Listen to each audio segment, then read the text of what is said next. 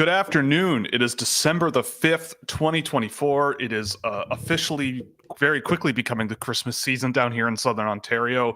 I'm joined by producer AJ. How are you, sir? And do you have any snow on the ground? Because I certainly do. Yes, I do. Yes. Yeah, we got our first snowfall that stuck yesterday, which coincidentally was the day I got my snow tires on my car. So Lucky you. thumbs up to me. Lucky me. Yeah. Lucky me. Nothing like leaving things till the last minute. That's my specialty. Welcome to the show. It is Scouching Live, of course. I am Will, the host, as you can probably imagine. Obviously, all the links in the description are to all of our sponsors. We're brought to you by Fanatics. You can use our link in the description or the video or the QR code in the video room to give us a kickback on anything you buy in the store, as well. Puck Preps Hockey. We're doing a little bit more coverage from the CHL USA Prospect Challenge. We're adjusting our rankings and everything after that. So I was working on that with them last night a little bit here and there.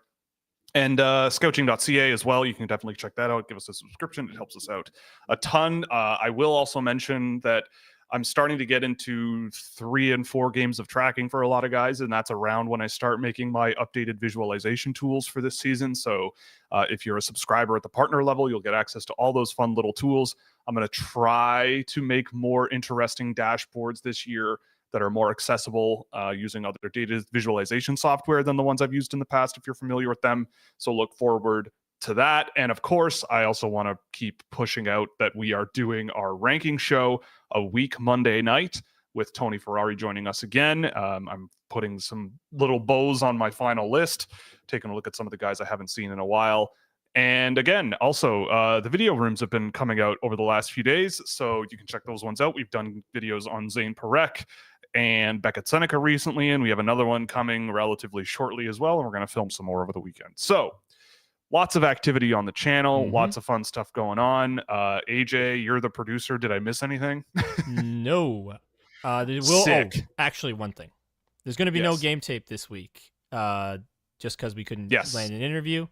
So will be doing a updated Calder Power Trophy rankings coming out tomorrow. Correct. So stay tuned for that. Matvey Michkov's on the list, okay? He is. Promise. Yes, let's all Don't relax. Scream at us this time. It was very all calm early. Down. Yes, he's there now. Let's relax. But anyway, it's gonna be a good time. We're having a lot of fun over here doing lots of content, and there's more to come. And I'm gonna try and do more content. I'm gonna get back into doing the shorts because I've been a lazy producer. And you're allowed to flame me for it. It's okay. It's okay. I've been bad. I'm not getting very many presents from Santa this year. No, but I never did because I'm Jewish, so it doesn't matter anyways. Right. But I'm gonna try to get some more content out on the YouTube Shorts side of things and get the TikTok going again. So my bad, guys. Let me get right back into it. Okay. It's I feel like. I mean, the NHL season is in full swing, but in terms of the target market of this channel, people kind of start really filing in around December through like the World Juniors, I think, is when people start paying attention. And I don't think that there are really that many teams that are so far out of the picture in the NHL at this point where it's like their fans are completely despondent and hopeless. Unless like Montreal is obviously not having a good year. And, I mean, Chicago, I think, is they got 18 points this year. That's sad. But they're pretty close. Nashville's pretty close. Montreal. Yeah. Oh my goodness. Great super chat get there. coming in. Yeah, I was gonna say, so the first topic of the day is obviously the topic of the week for, it seems like, a quadrillion people out there. Which is the Four Nations roster. So I guess we can jump right into that rather than talk about the saddest fan bases in the NHL, who's probably going to show up here first. Yes. Yeah, go. Why are they adding 1 more minute to commercials for this tournament? What the hell? Why? Yeah. Why isn't 90 seconds enough? Why does it have to be a minute more than that, okay? Please. Like, is it going to be that popular? Are that many people going to be watching this? Because I don't think I'll watch much of it. I might be wrong. Just why? Why 2.5 minutes? Why? Yeah, like that's the thing I'm the most upset about, okay? It's not even the rosters. If you didn't expect things to not go your way, people, in terms of the rosters, and your favorite player would be left off, Well, guess what? It was bound to happen. I am more disappointed about more ads, okay? Because that was not an expectation I had coming into this. No, and I agree. I think I honestly never really had that much interest in this anyway. And I don't know. I mean, I guess you can just sail the high seas and find a link that just has, I don't know. I don't know how it would work. But it is pretty silly. And I mean, the only reason they would do that is because they think the viewership is going to be so high that they can do that and sell more ad space on it, which I guess you do in advance. You don't do it like live during the broadcast. Well, right? I'm very excited to watch it, but now I'm less excited because of this. And I mean it. Yeah. I think that I just have never been super thrilled with the best on best idea as they're doing it. Like, there already is a best on best tournament out there that they haven't been to in a decade. You know, it already exists. It does, just but a bit more of an undertaking. To be fair, though, this is just because they haven't been there for so long. And the last one was, postponed because of COVID, if I'm not mistaken, or something like that. I could be way off.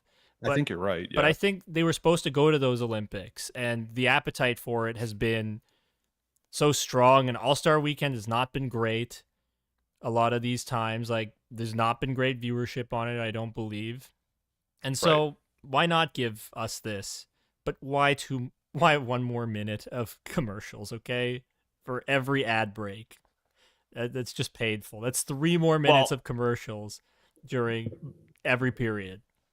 Buttery Spread has a really good point in the chat here. More ads equals higher broadcasting rights prices, which means higher hockey-related revenue, which means a higher salary cap, which means the Leafs can sign more mid-hockey players just for you. Oh, fantastic. Well, there's that. We get That's more a plus, Yanni Hakanpääs on our roster. Yeah, awesome. Yeah, you got to get your Brendan Carlos for $8 million in 2 years, you know? Got to have that. So why don't we get into the rosters a bit?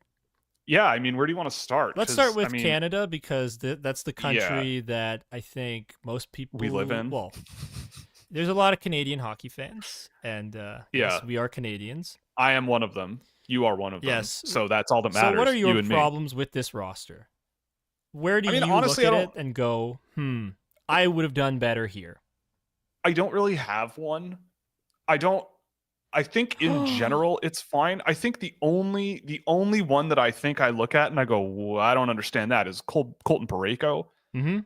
That's the only one, though. Like, the team is top to bottom just really good.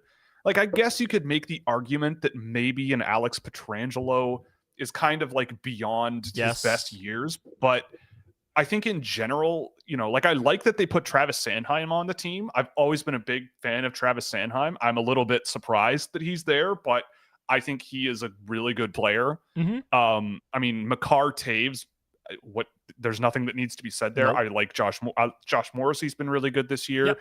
We both are big fans of Shea Theodore. Like, they have enough there on the defense group where I think that they have enough to win the whole thing. And up front, I mean, it's really hard to make a bad Canadian forward group, right? Like, agreed. I'm going to look at the guys who didn't make it. Like, could you throw a Nick Suzuki on there at the bottom end of the lineup? Yes. Sure. Yeah, I think you could. But like John Tavares, maybe. I think Tavares has been pretty good this year. But, like, who do you take out, right? Like Brad Marchand, and put on a John Tavares, not a John Tavares, but like a Zach Hyman, Sam Bennett out. Zach Hyman, Zach Hyman not making it is a bit of a surprise. Like, I think Connor Bedard could have made this roster, and if you had played, like, because I think there's this idea that this Halifax line has to play, and I love Brad Marchand, one of my favorite players of all time, and yes, I'm a Leafs fan, so it's a little contentious, and there are a lot of people in my family who are really upset that I like him so much, but he's awesome. I just don't know that he's the best option for this tournament, especially, like, they talk about having chemistry with these guys too, I think. Like, that's why they're doing Pietrangelo, Theodore, and Makar Taves, and I understand the idea behind it, but it's like Hyman, McDavid, Marner. Zach Hyman has played with both those players and done very, very well. And yes, he's had a slow start, and I think he's injured now too. But yes, I think so. But I think he would have been a better option than a Sam Bennett for sure. For sure. But Sam Bennett went to the Stanley Cup and won. And what has Zach Hyman done for you? Went to the Stanley Cup and lost. Exactly. And so that makes him a loser. Okay. And Sam Bennett is a winner. Wow. Therefore they made the right choice. Fair enough. I don't know. It's people freaking out about rosters for things, I think, is always really entertaining. I look at this roster and I go, it's a really, really good team. It is. Like, you can nitpick here and there, like adding Connor Bedard to the roster. Sure, could you look at a guy like that? I guess, but I mean, he hasn't been amazing this year. He hasn't. He's been fine, but is he really, like, right now, based on how he's been playing, one of the best players in Canada? I don't think so. But is Sam Bennett? You're just doing it. You're doing it because of the potential and the hype, right? To an extent. He can score, right? He's got, how many goals does he have this year? Like 5? Not a tremendous amount. So it's like, on the surface of it, right? Like, just thinking surface level, it's like, oh, they're going to put a guy who has like 6 goals this year on the roster as a goal scorer, and I don't know, maybe that's wrong, but it's very easy to overlook a player like that, especially when they're 19 years old, right? So it's like, He'll have plenty of chances to play for Canada, hopefully, in his career. I saw last night they were interviewing Connor McDavid, and it said he hasn't worn a Canada jersey since what was it? The World Juniors, wasn't it? Like, he hasn't. It's probably something around that. Yeah. Yeah, like, because he was Team North America at the World Cup, and they haven't been to the Olympics. I think he went to the World Championships once. I could be wrong, or twice. But anyway, yeah, he hasn't worn a Canada jersey since 2018 when he went to the World Championships. So, and that's crazy to me. The best player in the world representing his country one time in the last 6 years. Right, and that's pretty wild. And that's why I think they're doing this, right? Because they couldn't go to the Olympics. There's such a massive appetite for it. And I want to see it. I do want to see it. I think it's going to be fun. Yeah. Because I think USA is going to win, and it's going to be a big ego deflator for a lot of Canadian hockey fans. Where I've been saying for years, I think USA has the best roster in terms of best on best, and my grandfather begrudgingly like, no. We'll see. And I'm the goaltending is where Canada. I mean, everybody's been talking about it, but it's not a surprise to people. I don't think it should be a surprise that Canadian goaltending is questionable, because it's been that way for a very long time. I like now. Aiden Hill. I do. Yeah, he's fine. Montembeau's been pretty good, with considering the team in front of him and like the defense that Montreal's been playing or not playing. He's been really good as well. Like Binnington, say what you will, but they have 3 solid goalies. But compared to the rest of the tournament, it doesn't quite stack up. But again, how many games are they playing here? They're I think it's around robin, and it's like 3. So so they're playing 3 games. And then a final. So it literally, like, to me at that point, like, it doesn't matter. Because, like, a goalie could have a really good night, and you could have a Uzi Saros who gives up 6 goals, right? It's like, so, okay, you're giving yourself a good chance with those goalies. But, it's like the World Juniors on steroids, where it's like, you have one bad night or whatever, and it's like you're done, right? It makes it way harder for you. So who knows? And oftentimes it can come down to goaltending, right? You show me the team that comes out the other end with the best goaltending, and they're probably winning it or going to the final or whatever. Going to the final and losing, generally. Yeah, that's it. That's kind of the way I categorize it. Or going to the conference final and losing. Yeah. Looking at you, New York Rangers. Oh, well. Of old. They're down bad enough. I don't think we need to pick on the Rangers anymore now. But I do agree with you about Colton Parayko. I wanted Noah Dobson on this team. Yeah, that's the only one, I think, where I'm like, really? Like, Sam Bennett, too, I feel like, really. I understand it. I understand that. I get it. I think Parayko's the only one I don't understand, but whatever. Roles. He's a they Canada want guy. roles, and yeah. I'm happy Jarvis made the team. I'm happy Konechny made the team. That's true. I really like Travis Konechny. Yeah, same. We're Konechny fans. I really like Travis Sanheim as well. So him as the extra, cool. I think I might have done Thomas Harley. I believe. Yeah, because that's a deep cut, but I see why you would do that. But I don't know which team he'd be eligible to play for, because I think he's got citizenship or something for both USA and Canada. Really? Yeah, I think he's dual. I'm pretty sure he's played for Canada. Like the World Juniors, he was Canadian. But so he's a guy I'd consider. Right.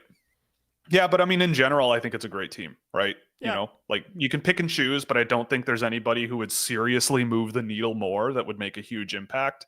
But there are good players that, like, Canada could probably have 2 teams, you know? Yes. And they'd be pretty good. The second team would be still pretty good. And I'm happy with Hagel and Cirelli making this team. I like those guys a lot. Yeah. I really do. Same. Like, those guys are good hockey players. They do the thing. And if they want roles, they are going to fill those roles and be really great. So do you want to move on to the American team now? Yeah, let's talk about the States, because I love the U.S. hockey. I mean, I shouldn't say that while wearing a Canada jersey, but traitor.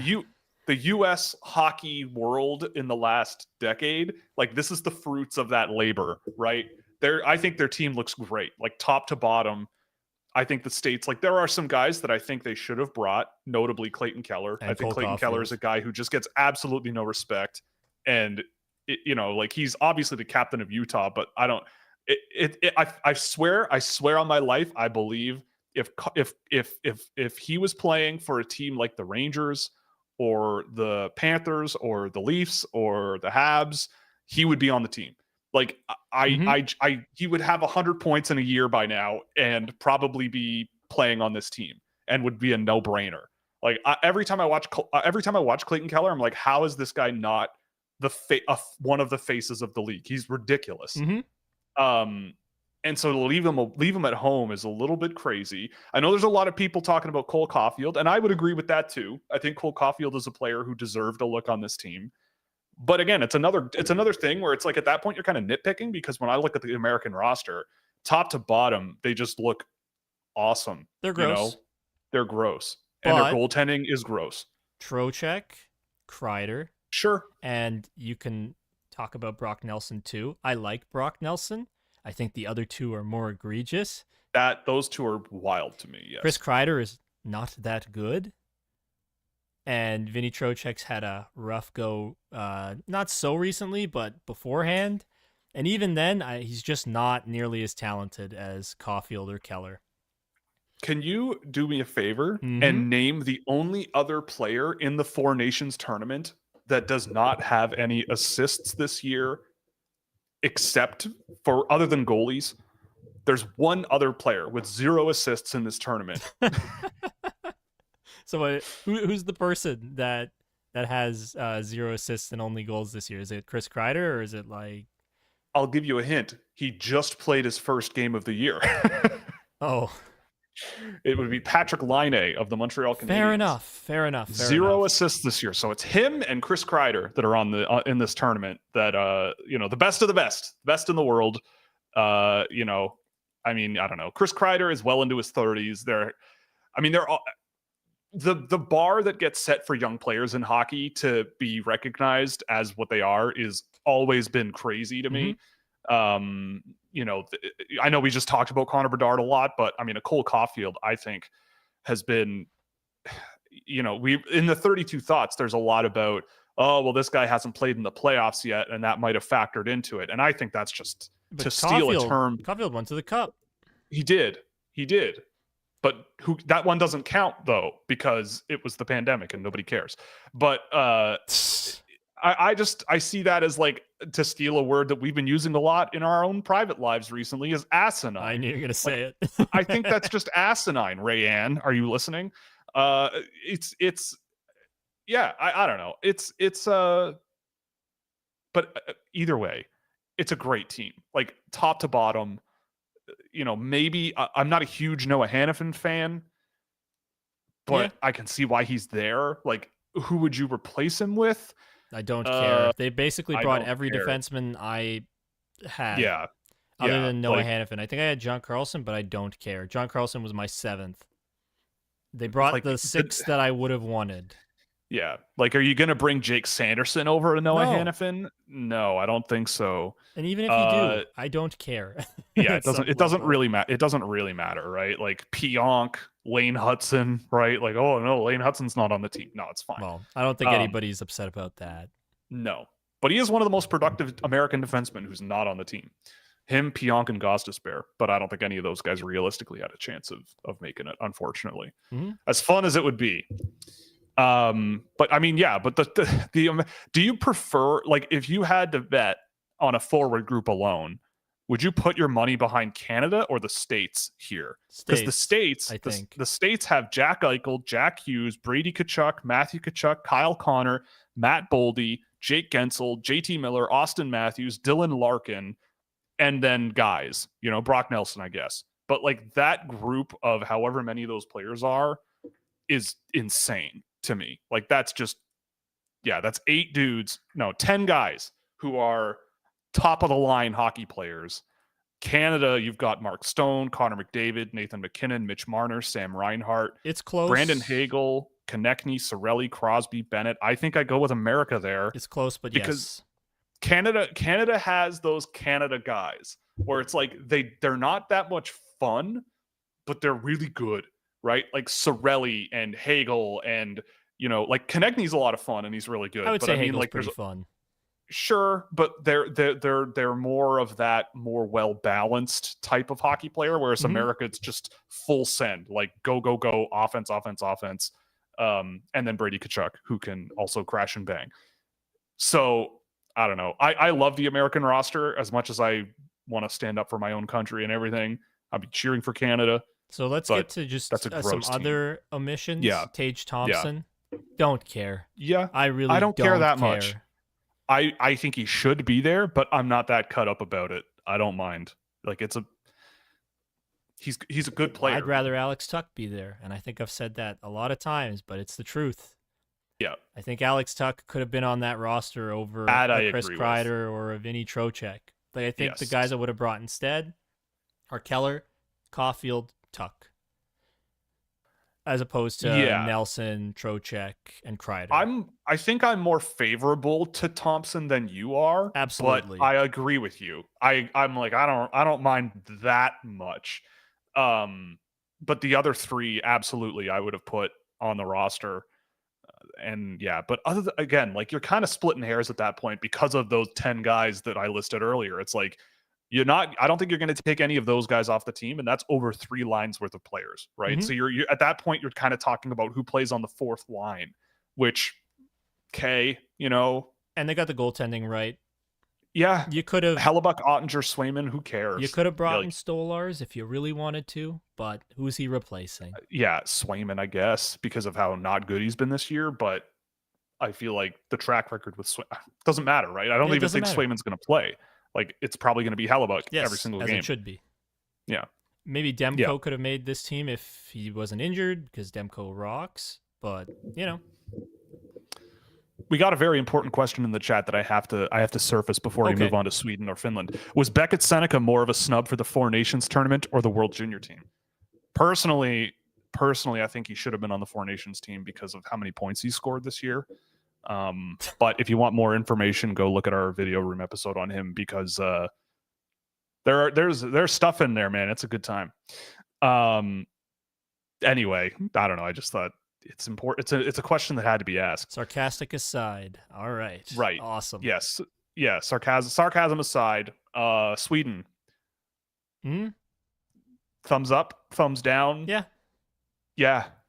Yeah. They're good. They're a good team. I'm just not a fan of Mika, but that's just me. Sure. I mean, I don't think there's that many guys that they didn't, like William Eklund maybe could have deserved a shot. Maybe. But like the other guys here, like Raquel, Zetterlund, like I don't think who are you taking off this roster? I think it's just fine, honestly. Yeah, like Arvidsson maybe. Victor Arvidsson is there. Maybe I put Eklund there instead of Arvidsson because of how Eklund's been this year. And I didn't realize Arvidsson has only 5 points with the Oilers this year. That's not great, but he's a good player. He's not bad. I don't think the goaltending stacks up to other teams. I don't think. Like, I know they have Ullmark, but he hasn't been great this year. They also have Markstrom and Gustafsson, so they're good. They're like I put really them in between Canada. I put them between Canada and the U.S. Like the U.S. I think has better. But yes, yeah, like I'll be curious to see how Leo Carlsson does. I think he was a nice addition that if Connor Bedard were Swedish, he would be there, right? But Leo Carlsson is, so here he is. But yeah, I mean, like their group of like who's their first line, right? Like Pettersson, Raymond, Nylander. Sounds gross. Get the hell out of here, right? Philip Forsberg is also there. I think actually it'll probably be Forsberg because like over Raymond, because Raymond is generally on the right, and so is Nylander. Right. Yes, that's true. But still gross, still absolutely gross. And then you can or you can put Jesper Bratt up there. Yeah, Bratt, Carlson. You know, Eriksson Ek is a great bottom six guy. Carlson has been really good in that role as well. He's got some offensive pop as well. Which one, Leo or? Leo, yeah. Sorry, I realized there's multiple. William Carlson, also good, but Leo Carlson down the lineup will be, exactly. And Elias Lindholm, he'll be there. Like he can facilitate guys like Adrian Kempe, for example. Like if Adrian Kempe can get I love Adrian Kempe. So if someone can get him the puck, then I think he's lights out. I think this roster is really fun. Yeah, it's a fun roster.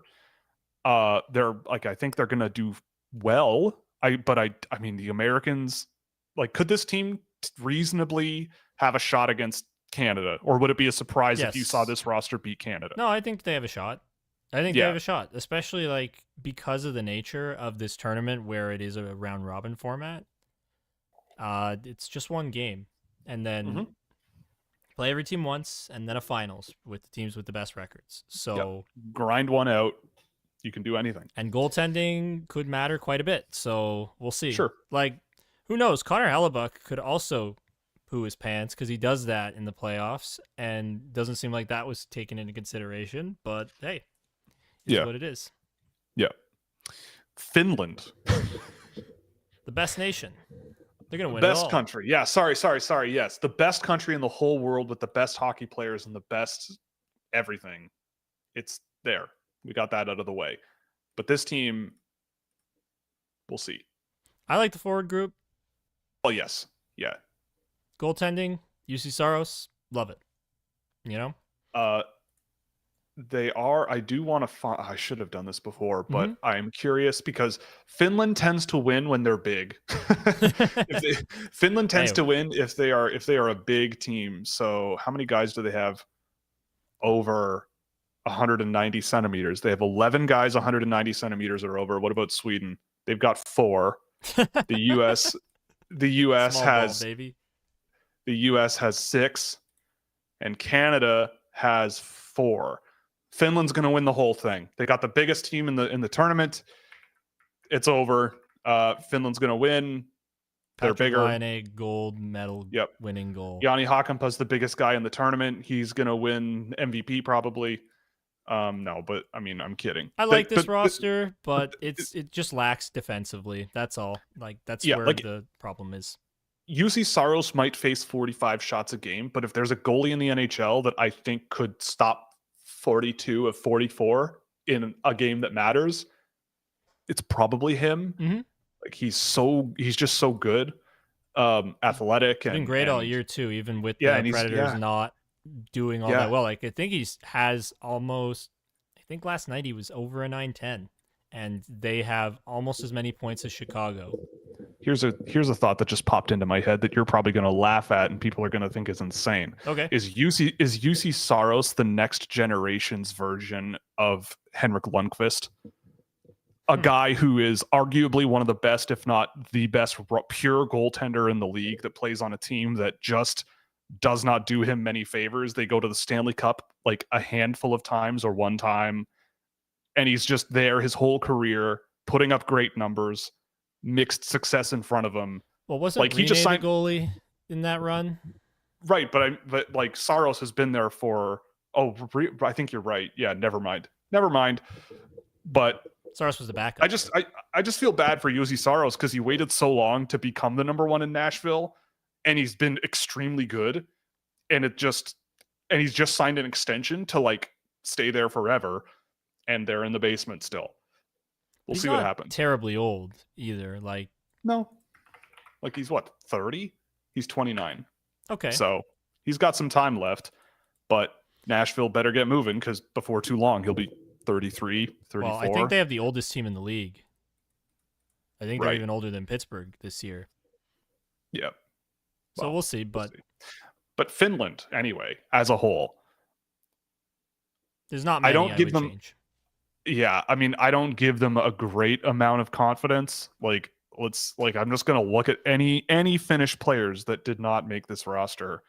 That like Kotkaniemi, Maccelli, that one, Tolvanen. Okay, yeah, that's not great.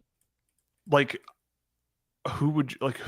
Do you take off Eric Halla? Yes. Like, I feel like, I mean, as a bottom six guy, I feel like Halla or Kotkaniemi, it's interchangeable. But I would like the firepower of Maccelli. I'd rather have Maccelli over Armia. Sure. Tolvanen.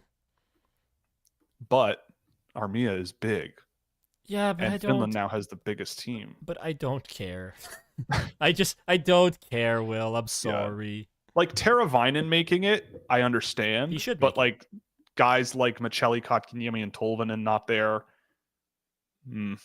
Did you know that Jesse Puljujärvi has the same points per game rate as Matias Maccelli this season? I did not know that. He does. Oh no!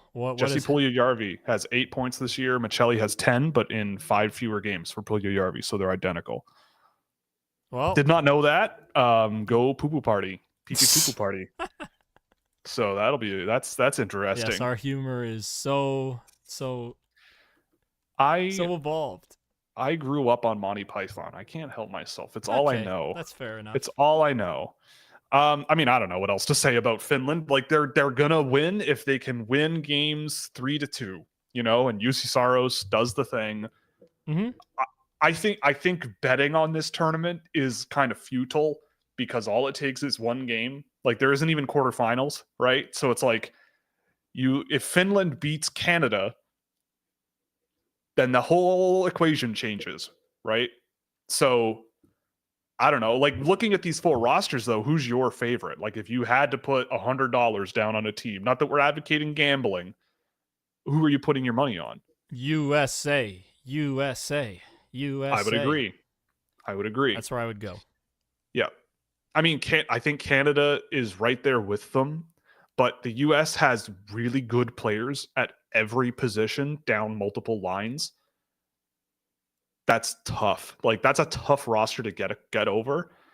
I think Sweden's going to be good. Mm-hmm. I think every team is going to show well. Like Finland, for all the talk about having guys like Hakanpää and Valimaki and Olli Mata on the roster, which and Ristolainen, like their defense group is just plain not good. But all they need to do is be big and mean and get the puck to the forwards. That's all they need to do. They got awesome forwards. Like I they love have a Mikko great Rantanen. Forward group. I love Roope Hintz. I love Sebastian Aho. Patrick Laine is really good.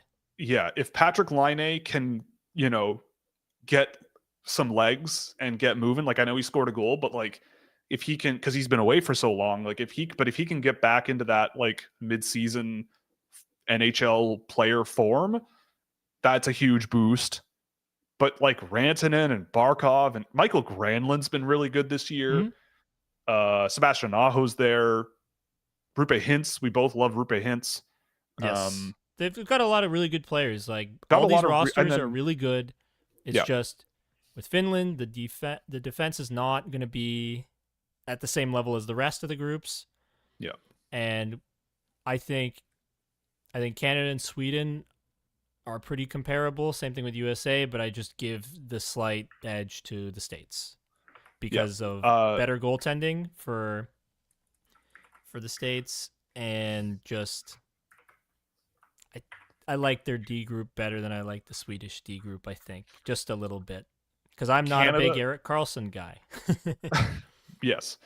Canada has the oldest team in the tournament. The US is the youngest. Finland is indeed the biggest by about an inch on average.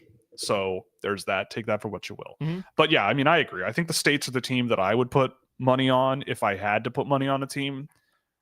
But I the thing I love about these kinds of tournaments, and even the World Juniors, and we can kind of start getting into that. Like the thing I love about these tournaments is like you kind of just have to let things happen and go, I expect things to be surprising. You know, like you can look at a World Junior table and go, well, Canada should win this group. But then out of nowhere, they like go to overtime against Germany. And you're like, well, okay, now Germany has some points and Canada didn't get points, but Finland then goes out and pulls one off against America. And you end up with this weird hodgepodge. And that's how you end up with like Slovakia playing Switzerland in the quarterfinals. Now, there aren't that many teams in this tournament, but in a single, like, I do like the idea of a single game completely upending people's expectations, and you go, well, yeah, that's hockey, you know, like that's how this works sometimes. And that's kind of what, like, one of the biggest things I love about this sport is how chaotic it can be, and how one game in some situations can just, like, you could like Finland could get outshot 45-20 in a game, and I could see them winning. Yep. You know, like it's entirely possible. And especially if they against do Canada, that sounds like a stat line that would happen against Canada. Yeah, and if they do that, then this could be a great time. This could be a really fun time watching this tournament. Until Sam Bennett injures their entire roster, because that's what he's there for. Right, and Brad Marchand, like, you know, licks half the team or hacks and whacks and I don't know, whatever he does these days. But yeah, I mean, I don't know. I think it's going to be a fun time.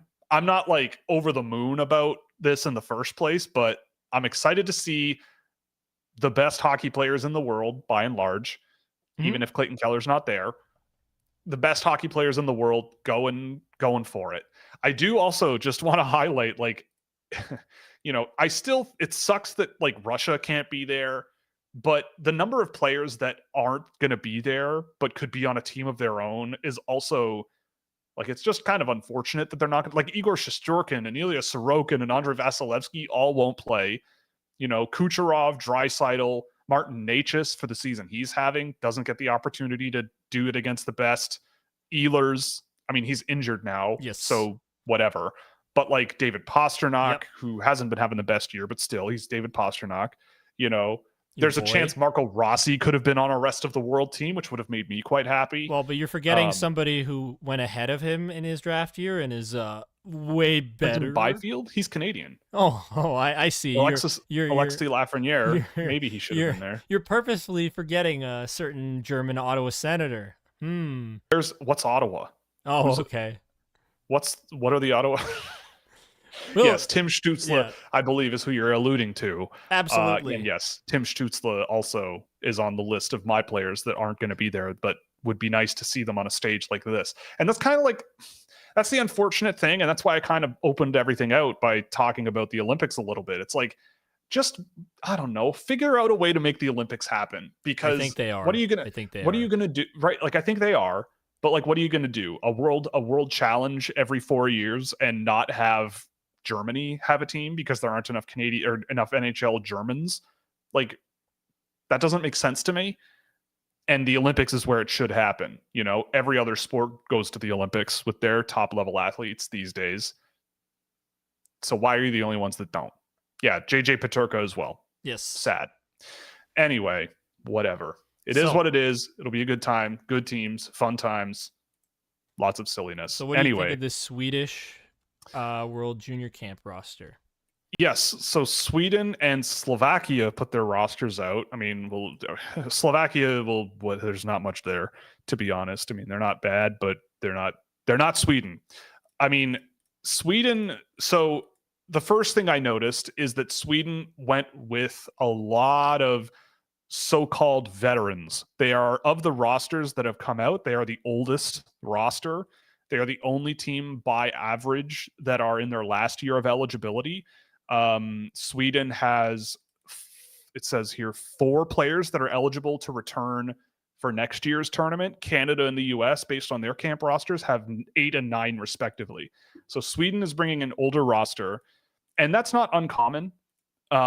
They do kind of value those older players, and when you look at who they brought, I'm obviously biased towards an Alphonse Frey, so it's a little weird that the only 2024 drafted defenseman that they brought is Viggo Gustafsson, who I like. I like Viggo Gustafsson plenty. You know, he's a really, really talented player who's found a bit more of an offensive gear this year. But like a Wilhelm Hallqvist has been solid in the SHL this year when I've checked him out. I don't know if I would go so far as to draft that guy, but he's got some offensive skill and he can really shoot. But by and large, I think the Swedish team will just be really solid, right? You've got Sandin Pellikka, Wallander, Lindstein. Those are three good guys to start with. And then you might have a couple of shutdown guys and guys like Gustafsson or Hurtig. Rasmus Bergqvist is boring, but in a good way, so he could maybe chip in there. But the forwards, I think, for Sweden are where you're going to get a lot out of them, right? So the Hurricanes let Felix Unger-Sorum go. I think Herman Truff is going to have a party. He's going to be a good time. Victor Eklund is going to be there, who I think he'll be a pretty important offensive player there. I don't know if he'll be playing a billion minutes, but I feel like he should be a pretty impactful player there. I'm very curious to see Felix Nilsson play because he has been quietly very effective this year in the SHL. Who else is there? David Edstrom is arguably one of the most maybe interesting players on the entire roster that's going to be there. I think he is he's come along really, really well for a guy who's been traded twice in the NHL already. Really just smart, big, well-balanced player that I think is going to anchor that lineup really well. I hope to see Noah Östlund do really, really well. He's on the roster. Buffalo let him go because he's only played 6 games this year. We'll see where that goes, but I'm hoping that he can really grab the reins on this one and go a little crazy. Linus Eriksson is a guy that I liked last year. He's had a bit of a slow season this year, and so maybe he can find some legs here. It is kind of an interesting thing every year where I do find, like this happened with Oliver Moore last year, for example, where before the World Juniors, he kind of struggled to find his footing and kind of started a little slow. And then his back half was really, really good. And I think there were a few players last year who went to the World Juniors, fresh start on a new team, different environment, a break from where they were, comes back and does the thing. Oh yeah, wait, why do I have Noah Östlund on here? He's not eligible. Why did I must not have copied the roster correctly. Let's undo all of that and call that off. But yes, he's not on the roster. My mistake. Are you confusing a different Buffalo Sabre? I think what happened is I copied, yes, and Wahlberg is on my list here. He is already there. Okay. But I think what I did, I copied my World Junior spreadsheet doc from last year. Okay. And I might just not have deleted his name. But anyway, it doesn't matter. It's a good team with or without guys like that. I think they're going to have a really well-balanced group. Like having guys like Jack Berglund at the bottom end of your lineup, he can be a real jerk. Isaac Hedfist is going to be fun. He's a fun player to watch. Toronto Maple Leaf camp alumni / legend, Isaac Hedfist. Dennis Altorn is a guy who Mikhail Holm has been a big fan of.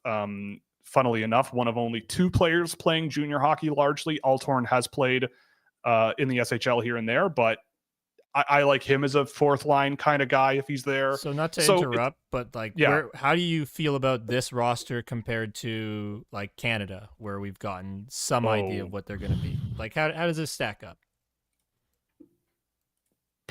I mean, Canada, I think Sweden's defense group is probably competitive with Canada's. I think Canada will have more firepower on their defense group, but like the depth, I think on Sweden, I think is better. The forwards for Canada, though, I don't think Sweden can really keep up. I just think that the depth for Sweden is not close to Canada's. I think Sweden is going to I think Sweden will be able to counter Canada's physicality pretty well. And if the Swedish coach told me that they picked the team around going toe-to-toe with Canada physically, then I would believe it. And if I'm not mistaken, they're in the same group, I believe. Let me double check that. But if they're in the same group, that makes extra sense. Okay, so they're not. But I mean, the thing with Canada often is they will run around trying to take your head off and also embarrass you and score a bunch of goals. Like that's kind of what they do. And so Sweden, I think, is maybe going to take the approach of like, let's try to shut them down. And I think they could do that. I think there's enough there down the lineup. They have some firepower, though. Guys like Vuolet can shoot the puck really well. Otto Stenberg, I think, is going to have a really good tournament. I hope he does. Me too.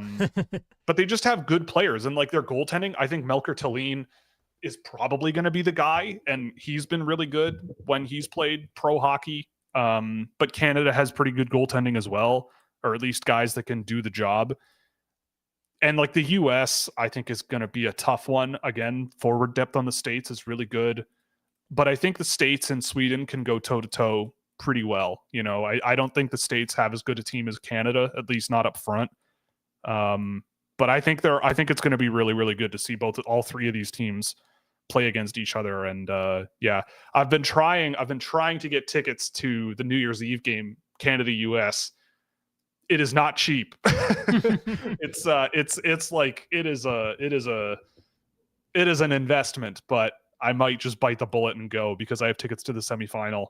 And I don't know. I would love to see a New Year's Eve game. I've always wanted to, and I'll be in the area anyway. But anyway, but they're a good team, I think, in Sweden. I think it'll be competitive. You know, I think they could go toe-to-toe with Canada. I think they're right there with the States as well. But I still put Canada at the top. Okay. Slovakia, that's the other team that their roster came out. They are going to be there. I don't expect huge things out of Sweden or out of Slovakia. Mm-hmm. They have some decent goaltending, and they're going to rely on that goaltending.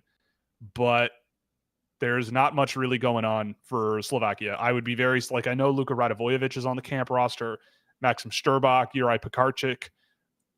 I don't think those guys are needle movers nearly enough. But Miroslav Shatan will come on. Yeah, with his 3 points this season in the USHL, definitely going to be an impact guy. Yeah, and we've listed only a few players, and I think most of this team, because I'm looking at it now, aren't affiliated with a team. Yeah. Like, no, Slovakia had a good couple of years. They had a good group for a couple of years. I know that there are Sportsnet, I think alone seems to be very interested in Jan Hovan, the big center. He's very big, but I don't really see it with him. Mm-hmm. But I don't know. Like, you never want to count a team out, but I don't think they're gonna be, you know, moving the needle a whole lot here. A win from them, like in a quarterfinal or something, to me would be a shock. I think the Czechs will have a better team than the Slovaks. The Swiss might even have a decent team this year. I'm not totally sure about that, but they might have a decent team. We'll see what happens. I mean, I don't know. I still think Kazakhstan's going to win the gold medal. You know, okay. I still think Kazakhstan's going to pull it off. Vladimir Nikitin's going to allow 0 goals, and they're going to go to the gold medal and with shut Borat Canada Sagdiev Jr. Yes, Borat Sagdiev Jr. Exactly. Yes, nailed it. So, do you want to get into the Bukala rankings first, or would you like to talk about Macklin Celebrini and what he's done? I'm happy either or. Let's go to Bukala because we're kind of in draft mode, okay. And I mentioned Sportsnet 2 seconds ago. So I'll put the link in the chat here. To Jason Bukala's most recent rankings, former NHL scout Jason Bukala. He has also made the move of putting Matthew Schaefer at 1. I don't agree with that, but I see it. I see the potential in his game. I think I see a little bit more of like an Alex Pietrangelo level guy. Like, I see people talking about Cale Makar and, you know, Quinn Hughes and all this stuff. And I'm like, number one, I'm not a huge fan of comparing 17-year-olds to the best players in the world. I don't think that's, like, you know, let's work our way there.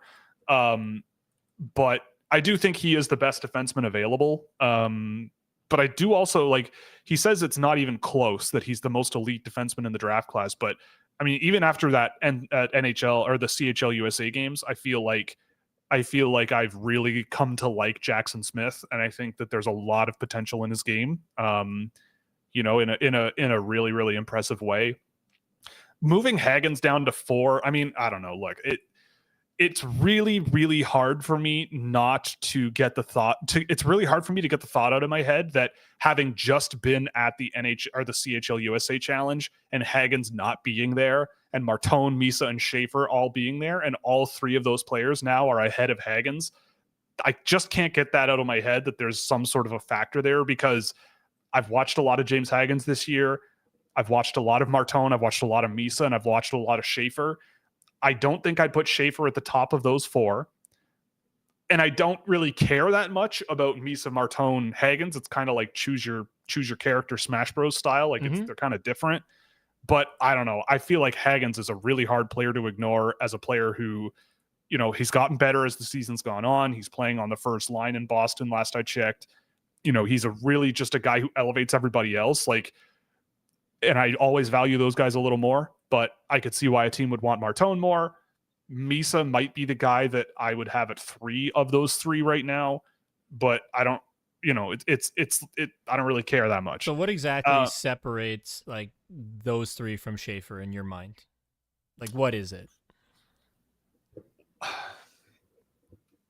I still, when I watch Matt Schaefer still, I don't know what he is. Okay. Like I see him as good all over the ice. Like it's kind of like Michael Misa, right? You watch him play and you're just like, you're very efficient. Everything that you do is the right thing you're doing, you know, but I feel like with Schaefer, I know that he's got that shiftiness, that skill level, that ability to sort of shake guys off of him.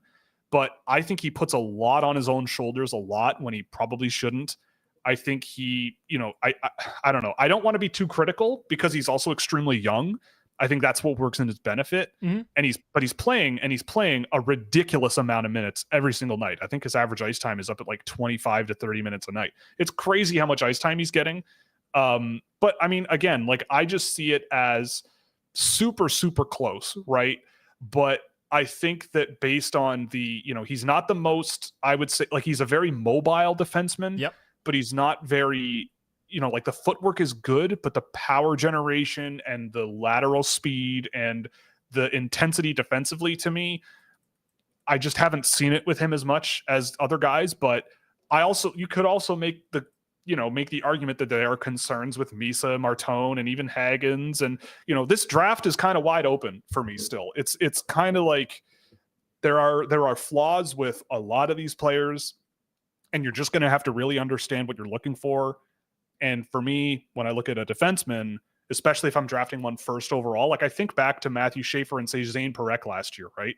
I wasn't the biggest fan of Zane Parekh, but I could at least watch him and go, this guy's going to be a dynamic second pair power play guy. He's going to put it points in the net. You know, he's going to do a lot of things positively, right? There might be some warts, but you can at least see the brand there. Mm-hmm. And with Schaefer, I just don't see that quite yet. And I'm thinking of other defensemen who have been ranked really, really high recently. You know, like is Schaefer a Rasmus Dahlin? I don't think so. I think Dahlin is like a step up of what Matthew Schaefer is. You know, I think he's kind of that same, you know, Schaefer's like an echo of Rasmus Dahlin to me, where it's that confidence, that offensive skill level, that deception and that trickery that he can pull off while also being solid defensively, but just not great. So it's a preference thing for me, but I just have a hard time setting aside like, oh my God, Schaefer was so good in those 2 games that we just watched that Hagens wasn't at, and all of these players are now ahead of him. It just seems a little bit strange to me. No, I understand that. But beyond that, I mean, I don't know. There's not too much to dig into. Ivan Ryabkin still being in the top 10 kind of blows my mind. He's exactly the type of player who I would think that NHL teams would go, I don't want anything to do with this guy anymore. Like it just does not seem like he's taken a step back, honestly. I still think he has no even strength primary points. And I think he's been a healthy scratch in the VHL. And like based on what I'm being told going on outside of him on the ice, it's not something that I think NHL teams are going to be clamoring over each other to get involved in. Like I'm as charitable to people as I can be. It's like if you're drafting top 10 to me, it's like I don't have Ryabkin in my first round anymore. Every time I've seen him, I go, you're a guy. And last year there was skill and dynamic ability and quickness and everything, and I just have not seen that out of him. And that to me is problematic. Is it just he's having a bad year? Is he hurt? Is this or this or this? Maybe.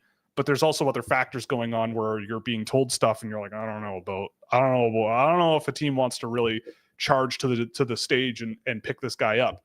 Maybe there's a lot of upside there, but I don't know. Where else can we go here? Victor Eklund on this list? He has Victor Eklund at 7, okay, which I think is fair. I think I've liked him a lot more than Anton Frondell and Roger McQueen, who he has at 5 and 6. But I get Eklund being right in that group. Caleb Denoyer at 8, I think is a little silly. I thought he was good at the tournament, at the games last week, but whenever I've seen him, I think he's a good, solid middle 6 center who can move the puck okay, and chip in enough physically. But I think there are bigger, high impact guys you could go after. So who is not on this list that should be on this list, do you think, within? Because I believe it's a top 40. It is, correct. Let me just go to my archive here, and I will tell you. This one. And Will Bukala. Always needing to consult his data to give us an answer. Oh, imagine that. You're not confident to speak from your chest? So the players that he doesn't have ranked, that I have ranked pretty high relatively, there's nobody in my top 20 that he doesn't have ranked. So there's that. So wait, is that true?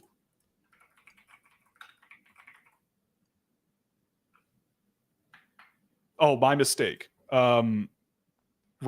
So there are players that he has. Okay, I just didn't sort this properly. My bad. Okay, here we go. So the guys I have ranked really high that he doesn't. Eric Nilsson, I'm on an island about him, but I love him. LJ Mooney, I have ranked in the first round, but that's like, I wouldn't draft him in the first round because of how this year has gone, but that's like if he hits his ceiling, if he comes back healthy and plays the way he did, then I could see him being a first round pick. But I'm not taking that risk super high, but I still value him highly. Fair enough. I'm again on an island with Zeb Lindgren over in Sweden, who I think is just a really, really good mobile defenseman. Like if we're gonna put Radim Murtka in the first round, I feel like Zeb Lindgren isn't that far behind. I have Shane Vansagi ranked really high now. I think he's been really good in the last little while. But other than that, like there's nobody that I think definitely deserves to be in a top 40 really. Like Bill Zonin, maybe. I like Arvid Drott, but I guess I can see why he wouldn't have him in the top 40. I mean, Drott is a guy who's kind of under the radar, but I mean, I don't really have that much of a, if a guy's not really talked about last year or the year before, but then all of a sudden I like them this year, like I don't really care that much, but it seems like that's a tougher thing to pitch if you're not me. Like an Arvid Drott, who was really good at the under 18 level last year, doesn't have the pedigree or the international experience, and he wasn't amazing at the Hlinka, but I think he's a good player. So do you want to wrap this up then? Yeah. Let's do that. I mean, I think in general, it's whatever. It is what it is. Bukala, there's stuff you can nitpick, I think. But here's where we are. All right then. So yeah, we took a look at Macklin Celebrini because we did. The Sharks have been doing well recently. I think they're coming off of a 2-1 win in overtime over the Washington Capitals, which I believe is like the Capitals are right up there near the top of the league. So they've been doing well, but the Sharks have also been doing pretty well recently, and I think a lot of it is because of Macklin Celebrini. So Will and I took a look at him. We watched that game, in fact, and I came away going, "Oh, yeah, this guy rocks. This guy really rocks." So why don't you tell everybody why we think he rocks?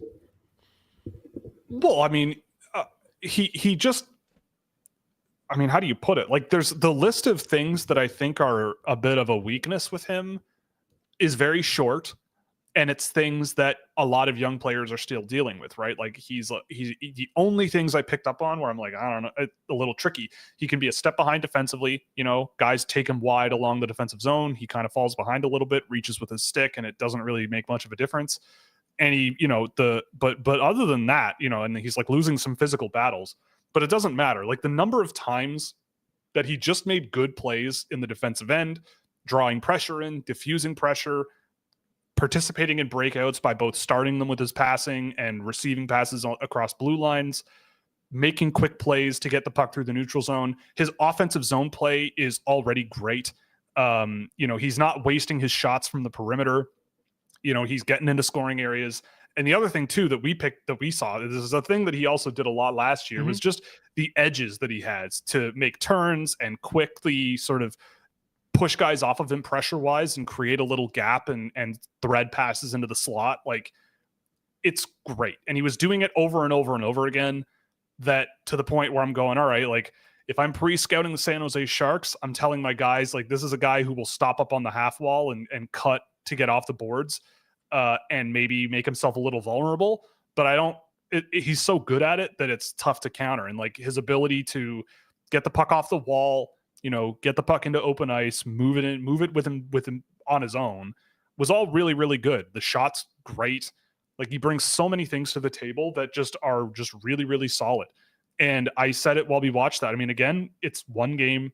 I'm not making any definitive things, but I had much more of positive vibes watching him than Connor Bedard. Yep. But I feel like with Bedard, the bigger issue is, he's he's already not really a defensive guy, whereas Celebrini, I think, with his positioning and read of the game, I think he's a little bit better in his own end. But Bedard doesn't have the defense group that can just get him the puck. It seems like Chicago's ability to move the puck from their end to their forwards is a problem. Whereas with San Jose, I feel like they don't have as much of that problem, especially when their forwards can sort of chip in a little bit more. But Celebrini was cooking. Like, he was making plays. He was playing fast. He was playing hard, quick cuts, get off the boards, all that stuff, really commanding his possessions, which I valued quite a lot. And I thought he was great. What about you? Yeah, I thought he was great too. I really liked the way his line was working. And that day it was Eklund and Zetterlund that he was playing with. And I just thought he was doing so well forechecking guys too. Like, yeah, what impressed me the most is that they were able to sustain a lot of offensive zone time against a team that's towards the top of the standings in the NHL in Washington. And it was really impressive to just see Celebrini make a little move, put a puck, like send a puck to a dangerous scoring area. Whether or not it connected with somebody, just the idea that was going on there. And like, they were continuously really threatening and dangerous in the offensive zone because Eklund, Zetterlund were just being able to chase the pucks down that he was throwing to the front of the net. And they just seemed to work really harmoniously together. It was really quite awesome to see. Like, I love William Eklund, really fun player to watch. And to see him have a line mate that can get him the puck, I think is really, really important. And I think that's the thing with Connor Bedard that we noticed wasn't there, right? The ability to get the puck. When he has the puck, he's sensational. Really, truly excellent player with the puck. Yeah. But what are you doing without it? And it was hard for him to ever really get it. Or Celebrini, he'd go get it. He'd go get it, create something, and there was a lot of sustained, dangerous offense as a result. Yeah, and I think you mentioned William Eklund, and I think a big reason, like, people are talking about, oh, he's taken a step with this and this and this, and that's what's made him really good. It's like, no, I think just putting Macklin Celebrini on a line with him is what has given him the ability to produce like he has. Like, Eklund has always been a good player in the NHL. He just hasn't been physically developed enough, but the pace of his game and the skill level, it's all there.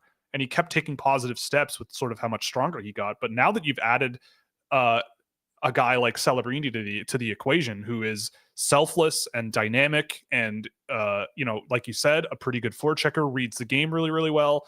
I think he's really selfless. Like, he knows when to dish the puck. His give and goes are really good. There's a lot to love about Macklin Celebrini. And he elevates, and this is why I value guys who elevate others. Because when you draft a guy like a William Eklund, who is that offensive leaning, really creative, really skilled, and impressive offensive player, that oftentimes in the NHL, you need help to enable that.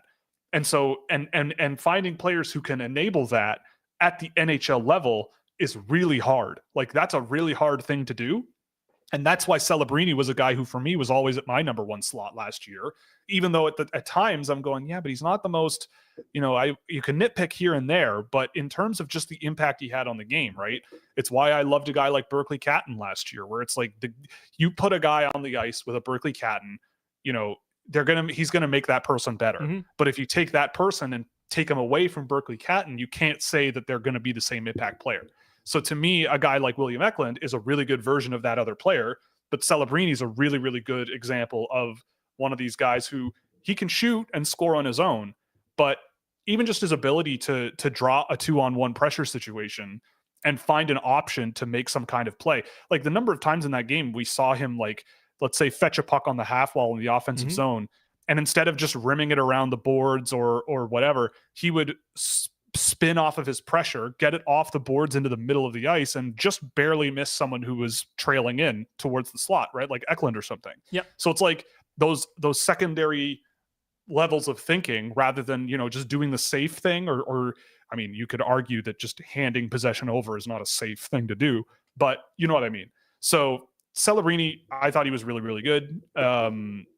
Better than I expected, honestly. A lot better than I expected. Better than I expected. I mean, he's not been bad in the games I've seen of San Jose, but that game, I went, oh, like he's getting a little more comfortable and more confident. I think the confidence is getting there, if not there. So big fan of him. Yeah. Yep. All right. Well, I guess we can do questions, right? So yes, we can. So if you have any, and then we can get right into it. Right. Yes. I will do the ad reads once I pull up the script that I wrote for those, because I closed it because I'm a doofus. Anyway, we're brought Scouching Live is, yes, exactly. I need my Kyle documents. Okay. Welcome to Scouching Live. Of course, you're watching that show. It's a good time. I don't know. Anyway, we're brought to you by Fanatics. You can use our affiliate link in the description or scan the QR code in the video window to provide a kickback on anything you buy in the store. We're also brought to you by Puck Preps Hockey to get all your NCAA and CHL prospect needs. There's lots of activity going on over there with all the changes going on in the CHL, and all of the World Junior A's are coming up. I'll be doing some work over there. Fractal Hockey Consulting also helps out the show, which is my business for hand-tracked player analysis and recruitment packages for the NCAA Europe and beyond. And of course, Scouching.ca, where a subscription will get you access to a Discord server with tons of exclusive NHL prospect data, insights into my Fractal Hockey track data, as well as subscriber-only written content and other cool perks. Again, rankings are dropping relatively soon. I will also say that David Phillips is providing a goalie ranking for the same day, so that is exciting. He's putting in some work on that as well. He's our designated goalie man. And of course, we have a merch shop, Scouchwear.com, to get all of your needs there. Sweaters, stickers, tons of cool stuff, embroidered t-shirts, beanies, lots of fun stuff you can check out there. And if you want to buy us 1 billion coffees, go to buymeacoffee.com. Oh, it's become 1 billion now, eh? Well, yeah. Why not? Being a billionaire is kind of the thing to be now. It's better than being a millionaire. Every Canadian these days is technically a millionaire, because if you own a home, it's probably worth $1 million. So that's not a big deal. If someone buys us 1 million coffees, that's chump change. What do you make it count. Well, anyway, I do not own a home. Big sad. You're also a child, so it's okay. A 24-year-old child, yes. Yes. Okay. All right. Question time. So again, if you have any questions, pop them in the chat. We'll get to them as soon as we can. And let's get into this. How do you see the USHL 5 years from now, considering the NCAA and CHL agreement? It's going to be in a tough spot. I don't see why Canadians would go there now, because I imagine that there's more funding and resources in Canada than going to the USHL. Like, the draw isn't quite there anymore. So they might just be really looking for American players, but also it might just be a mirror version of what it is now, where the guys who want to go to college that are American go to the CHL. Whereas here, if you're Canadian and want to go to college, you go to the USHL. So I think the USHL is kind of getting the short end of the stick here. I wouldn't be surprised if there's a couple of USHL teams who can make the case to the CHL that they deserve a spot in that organization. I think that's a bit of a tough sell as it is now, but who knows? With investment and maybe a new arena here and there, whatever, that could change quite quickly. Mm-hmm. I think the CHL stands to benefit significantly from this. I think that the Quebec Maritimes League stands to benefit a lot as well and suck up a lot of that Northeastern, prep school, that kind of universe of player, being eligible now to play in the QMJHL. I think that benefits them and takes more away from the USHL. It's going to be tricky. I don't know. I feel like the USHL is going to be just fine, right? You can take guys from the NAL and supplement your talent there. And, the USHL, if you're the Sioux City Musketeers, for example, the number of Canadian guys who are going to leave and play in the CHL, it's probably a handful. So it's not a tremendous amount, but the quality of hockey in the USHL is going to go down because generally it's really good Canadian players who just want to go to college that are there. So you're kind of in a tough spot in terms of quality of play. I don't think it's going to be that big of a drop in general, but financially that's a bit of an issue. So I think they get a bit of the short end of the stick, but we'll see. Roman Kanserov is absolutely looking like a 5'9" player that translates. I haven't seen him, but I'll check him out because I've always been a fan of Roman Kanserov. What upside do you see in Otto Stenberg? I mean, there's a ton of upside. Stenberg's always been a player that's kind of top 6 or bust. I don't see him as a bottom 6 dude, but I think he's got the skill level and the pace in his game to play in the top 6 in the NHL. Not right now, not next year, maybe not next year, but he'll get there. I think there's tons of talent, tons to work with Stenberg, and just a really fun player to watch. I think he's going to have, I hope he has a really, really good, really good World Junior this year. Center or winger? How do you feel? Probably a winger. Okay. I would think a winger. Maybe. I think a winger at the end of the day. AJ, I pulled the trigger on a massive trade in my fantasy league. I traded Werenski and Knives for Demidov, Savoy, and Richie. Which Richie? I would bet it's Cal. But yeah, we should know.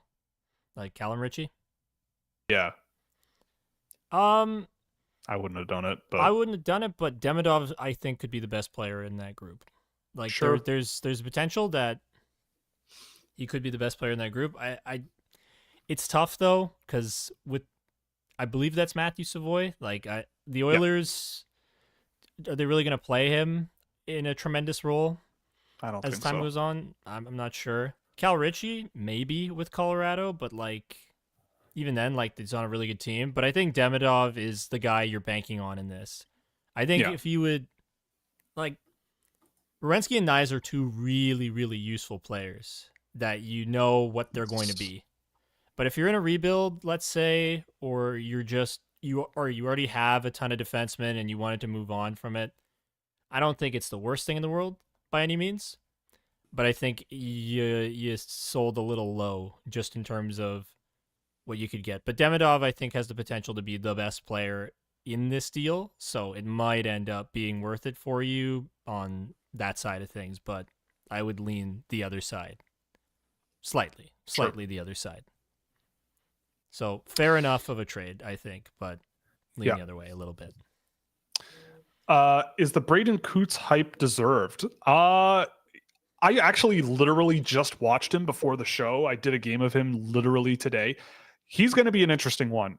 I see I have him higher than average. I think he's in my mid-teens, late teens, I think.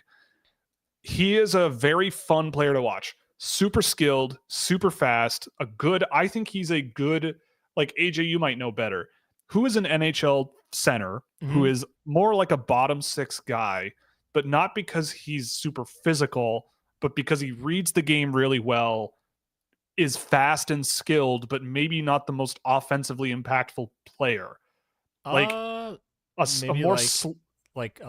more or not fast and skilled. Sorry. No, he is fast and skilled. Like fast, skilled, but maybe not the offensive pop. Maybe but like really Lars smart. Eller? Yeah, like that kind of a thing, and I don't mind that at all. I think Coots is a good player, reads the game really, really well. It's hard because also his team isn't amazing, but I think they've been getting a little bit better over the course of the year. But anyway, I mean, in the games I've seen of Coots, I've always been a fan of him. But in terms of fun factor and pure size and skill combination, he's right up there. I think he's the first name in my third tier this season.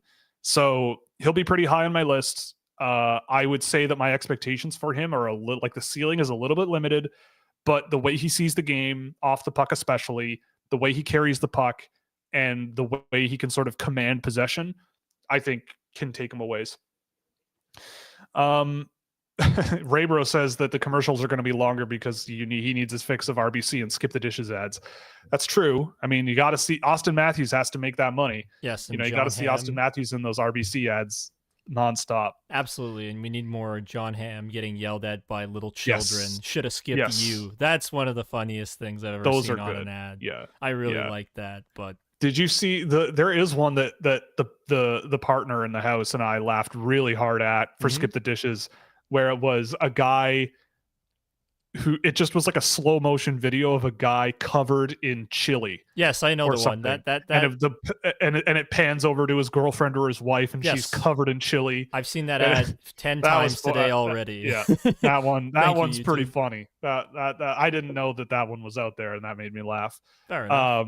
But anyway, yeah, no, I mean, I think ads have gotten way better, I will say. Even though they're still annoying, they're way more clever and entertaining at the very least. Or maybe I've just gotten older and I can appreciate it more, because before this is the roadblock and to what I want to watch. Yeah. I wasn't looking for the funny, good meaning in a commercial. But even though I hate ads, I've been somewhat enjoying some of them. I will say, side note, one of the more entertaining things I did this off season, there's a period in the off season where I just don't really have much to do.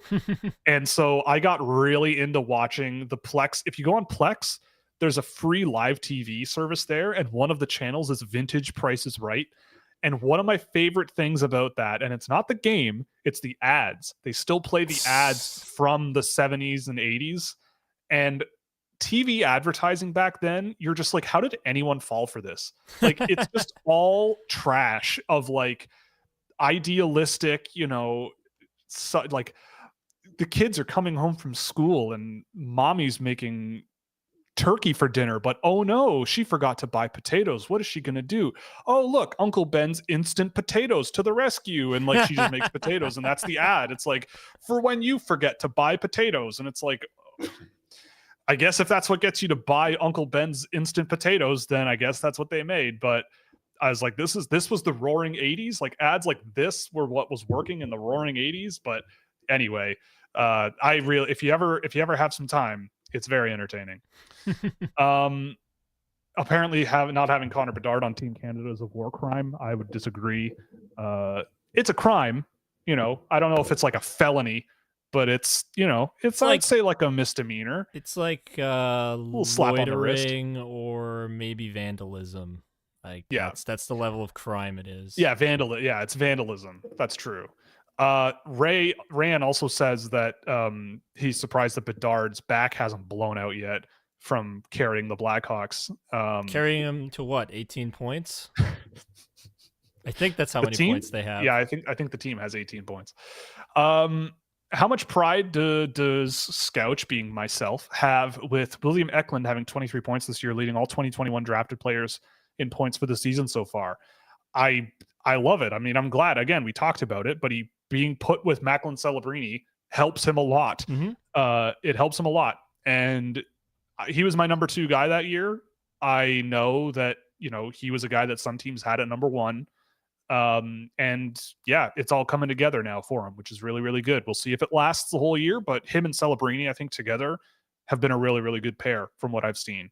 I'm still a big believer in Matthew Beniers. Every time I see him play for Seattle, I go, he's doing a lot of things right. It just, the points aren't there, but every time I watch him, I'm going, yeah, I can see why I liked this guy so much. But I mean, Eklund is also a really, really good player.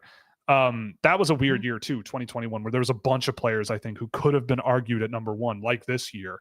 And and we might be looking back on this year in a similar fashion to 2021 in a few years. Yep. Did you have a chance to read Scott Wheeler's article on Simon Wang? I did. How much do you think teams are going to leap at the chance to draft him? So I did read the article, and shout out Scott Wheeler. This is what he does best. This is why I love Scott. The storylines and everything I think are really, really good. He does a really good job, getting a crafting a narrative and a story about a player, because, for a lot of these kids, I'd say everyone, being an athlete, it's a journey. They have their own lives. They have their own stories that they deserve to be told. And sometimes the guys, there are good stories for players that don't end up being NHL players. And, not saying that's Simon Wang, but I will say I have seen him a few times this year because I don't get it with him. I think he is a very intriguing player. But to me, it's the same kind of calculus as what Dean Letourneau was last year in a way, where you look at the guy and you're going, he's never been tested, number one.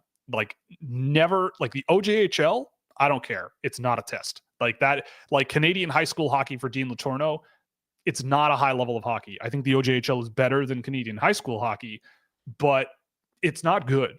If you ever watch the OJHL, it's like a lot of the best Ontario players now go to the BCHL, or they go to the USHL if they want to go to college. And now anyone in the OJHL who's kind of worth it is going to the OHL, Simon Wang included.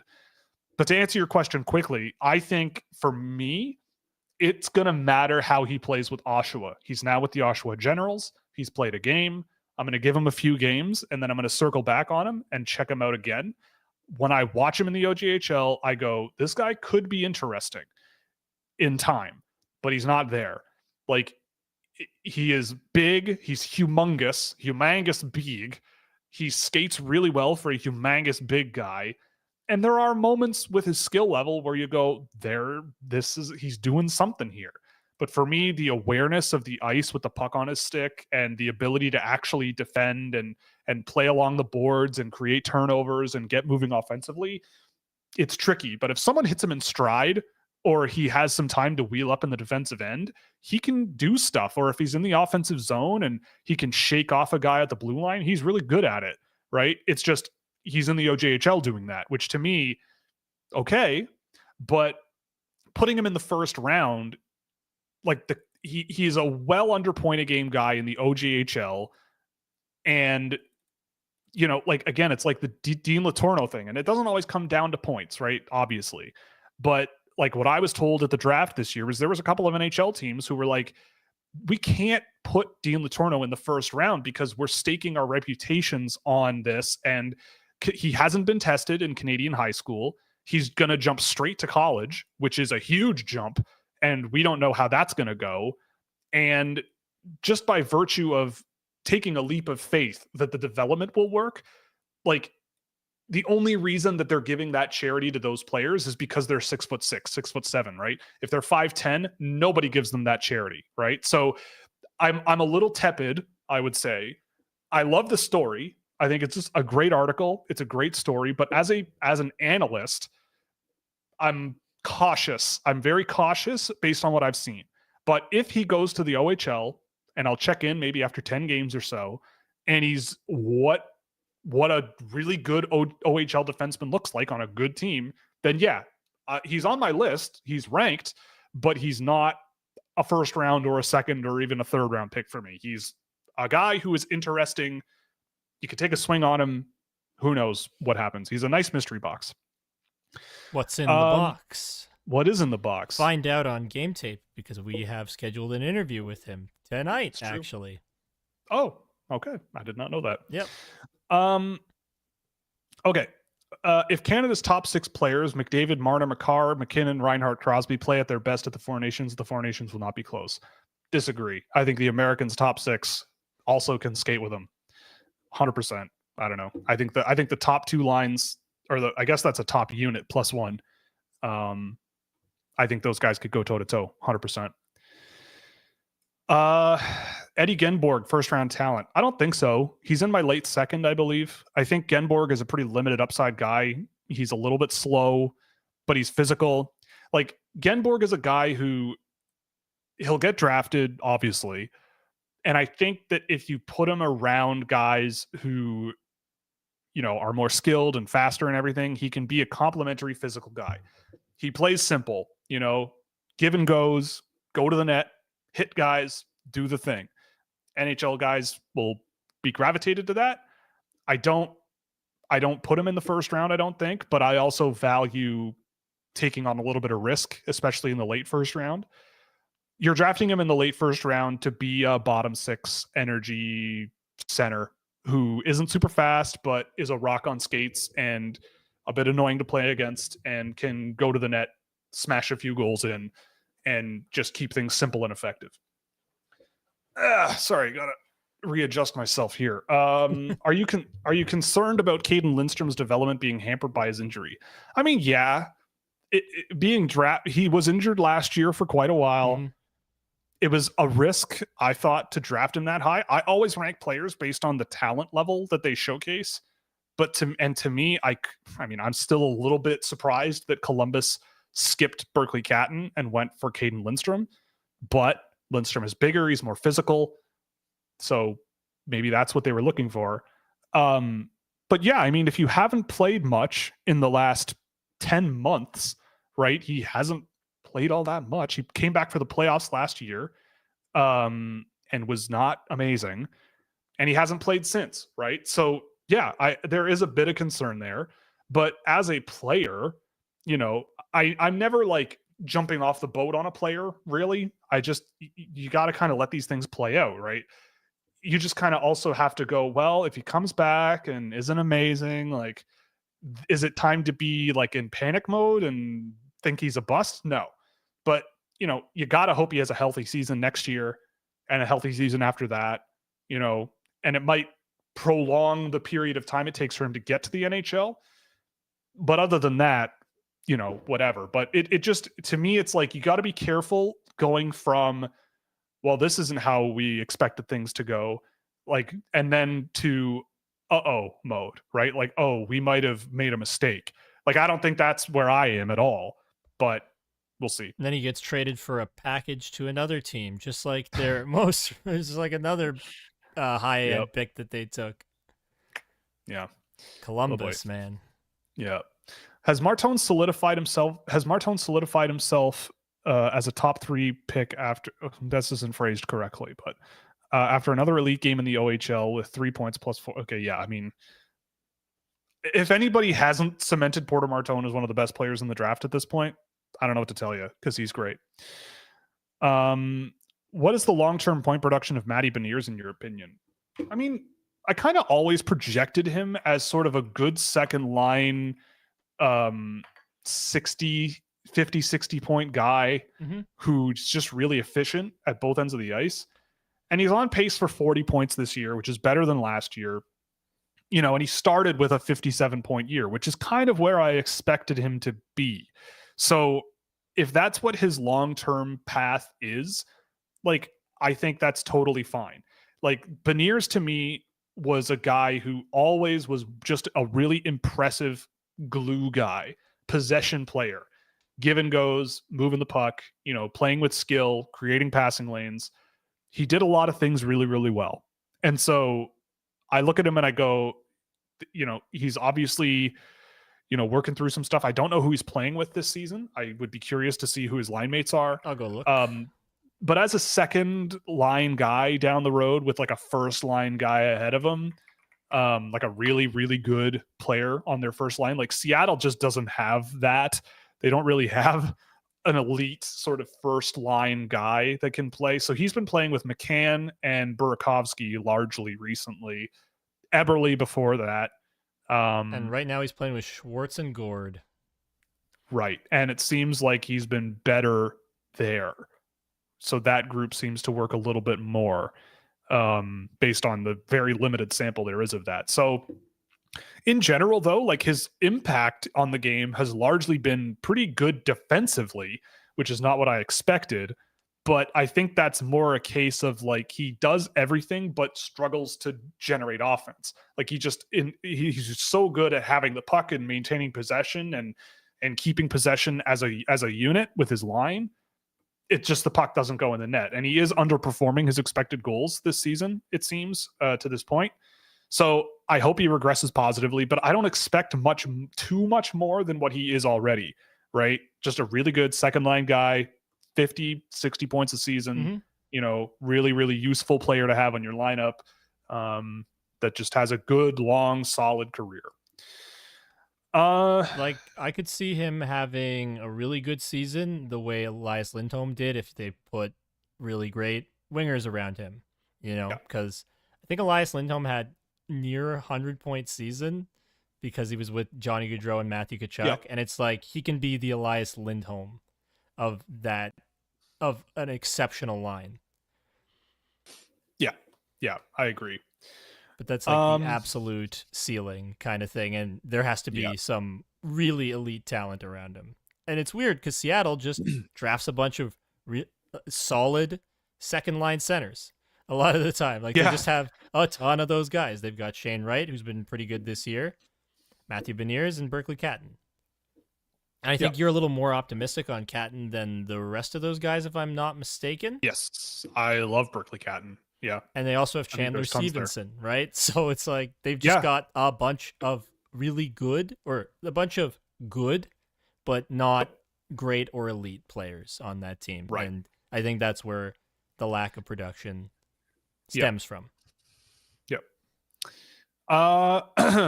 If only they had Brad Lambert, elite first line center Brad Lambert.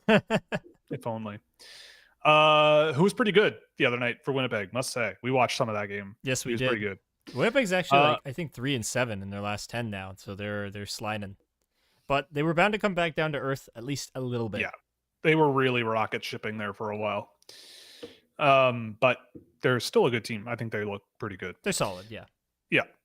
When was the last time a draft had as many as 3 or 4 guys that could go number 1 overall in the past 10 years compared to 24? I'd say 2021.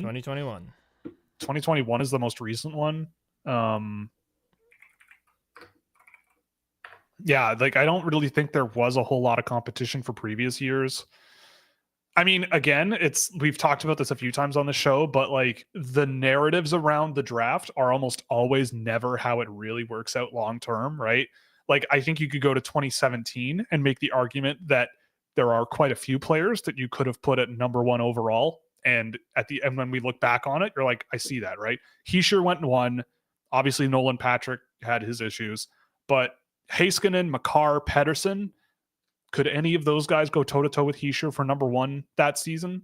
I would say so. I'd say Makar and Heiskanen probably should be above Hischier. Even Martin Necas, he went 12th. Like, he's probably not a number 1 guy, but he's transformed himself into, I would say, at least a top 10, top 5 guy that year. Hischier, Heiskanen, Makar, Pettersson. Who else was in that draft? Jason Robertson, Robert Thomas, Nick Suzuki. So, yeah, I mean, I do think I think when we look back on this draft, we're going to see a lot of guys that are similar in terms of output. And I think 2021 probably is right there. Even though they would have you believe it was always one person the entire time. Yes. Yeah. One Victor Hedman comp. Oh boy. Well, I think what can you do? The truth is, I think I like comparing players in terms of what role they'll play in the NHL, like a similar role kind of player, instead of this is how their game projects. It's like this is the role they could play. So sometimes I think I make comparisons that are a little weird, but I think it's because I'm mainly doing role type comparisons as opposed to this is stylistically how the guy's going to be, because every player is different. Yeah. Agreed. On Team Canada, all but Marner, Konechny, Sanheim, and Montembeault have played in at least one conference final in their NHL careers. 17 Canadians have played in cup finals. I mean, teams clearly value that, right?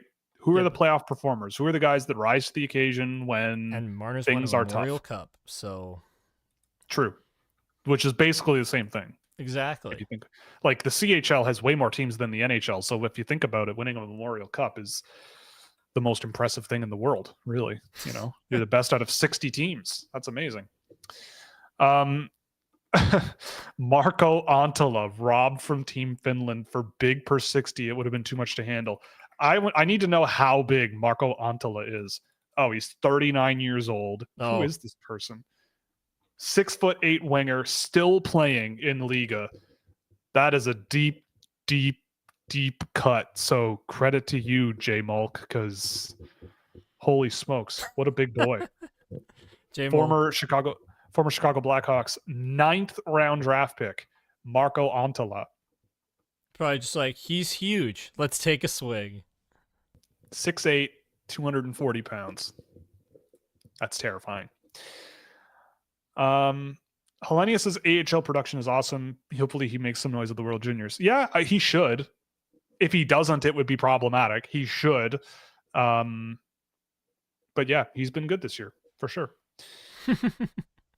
USA could have had line one of the Kachucks with Matthews, Hughes, Eichel, Caulfield, Thompson, Larkin, Miller, and said no. I mean, yeah, you're right. I still think they ended up with an insanely gross team. But is there any Keller mention on that team?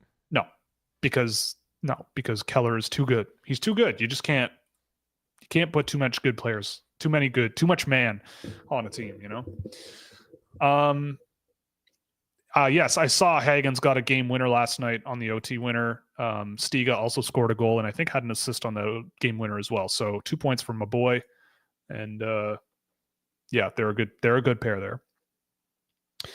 I liked Milton Jastreen earlier in the season. Do you see him as a heart and soul kind of guy in the lineup? I mean, I see him as a very good transition center. Like, I think he's a guy who I really like. He's in my first round. I think there's a lot to like with this game. His team's not amazing.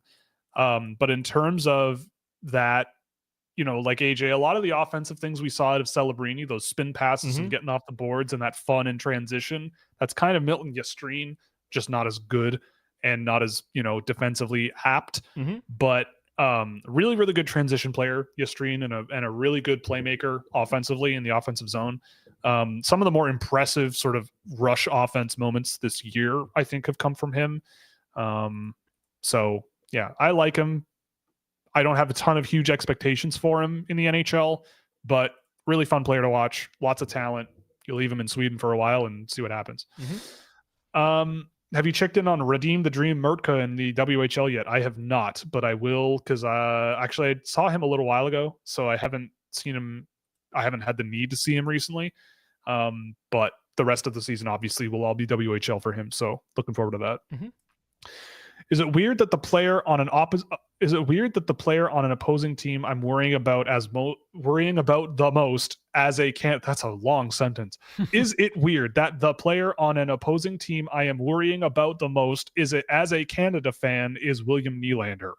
From 2014 to 2025, he was at the under-18s, under-20s World Hockey Championship, Global Series in Sweden. Nylander has 1.8 points per game. I mean, yes, everybody should be terrified of William Nylander every single time. That's why I'm not fighting it. I'm just rooting for William Nylander. Okay, yeah.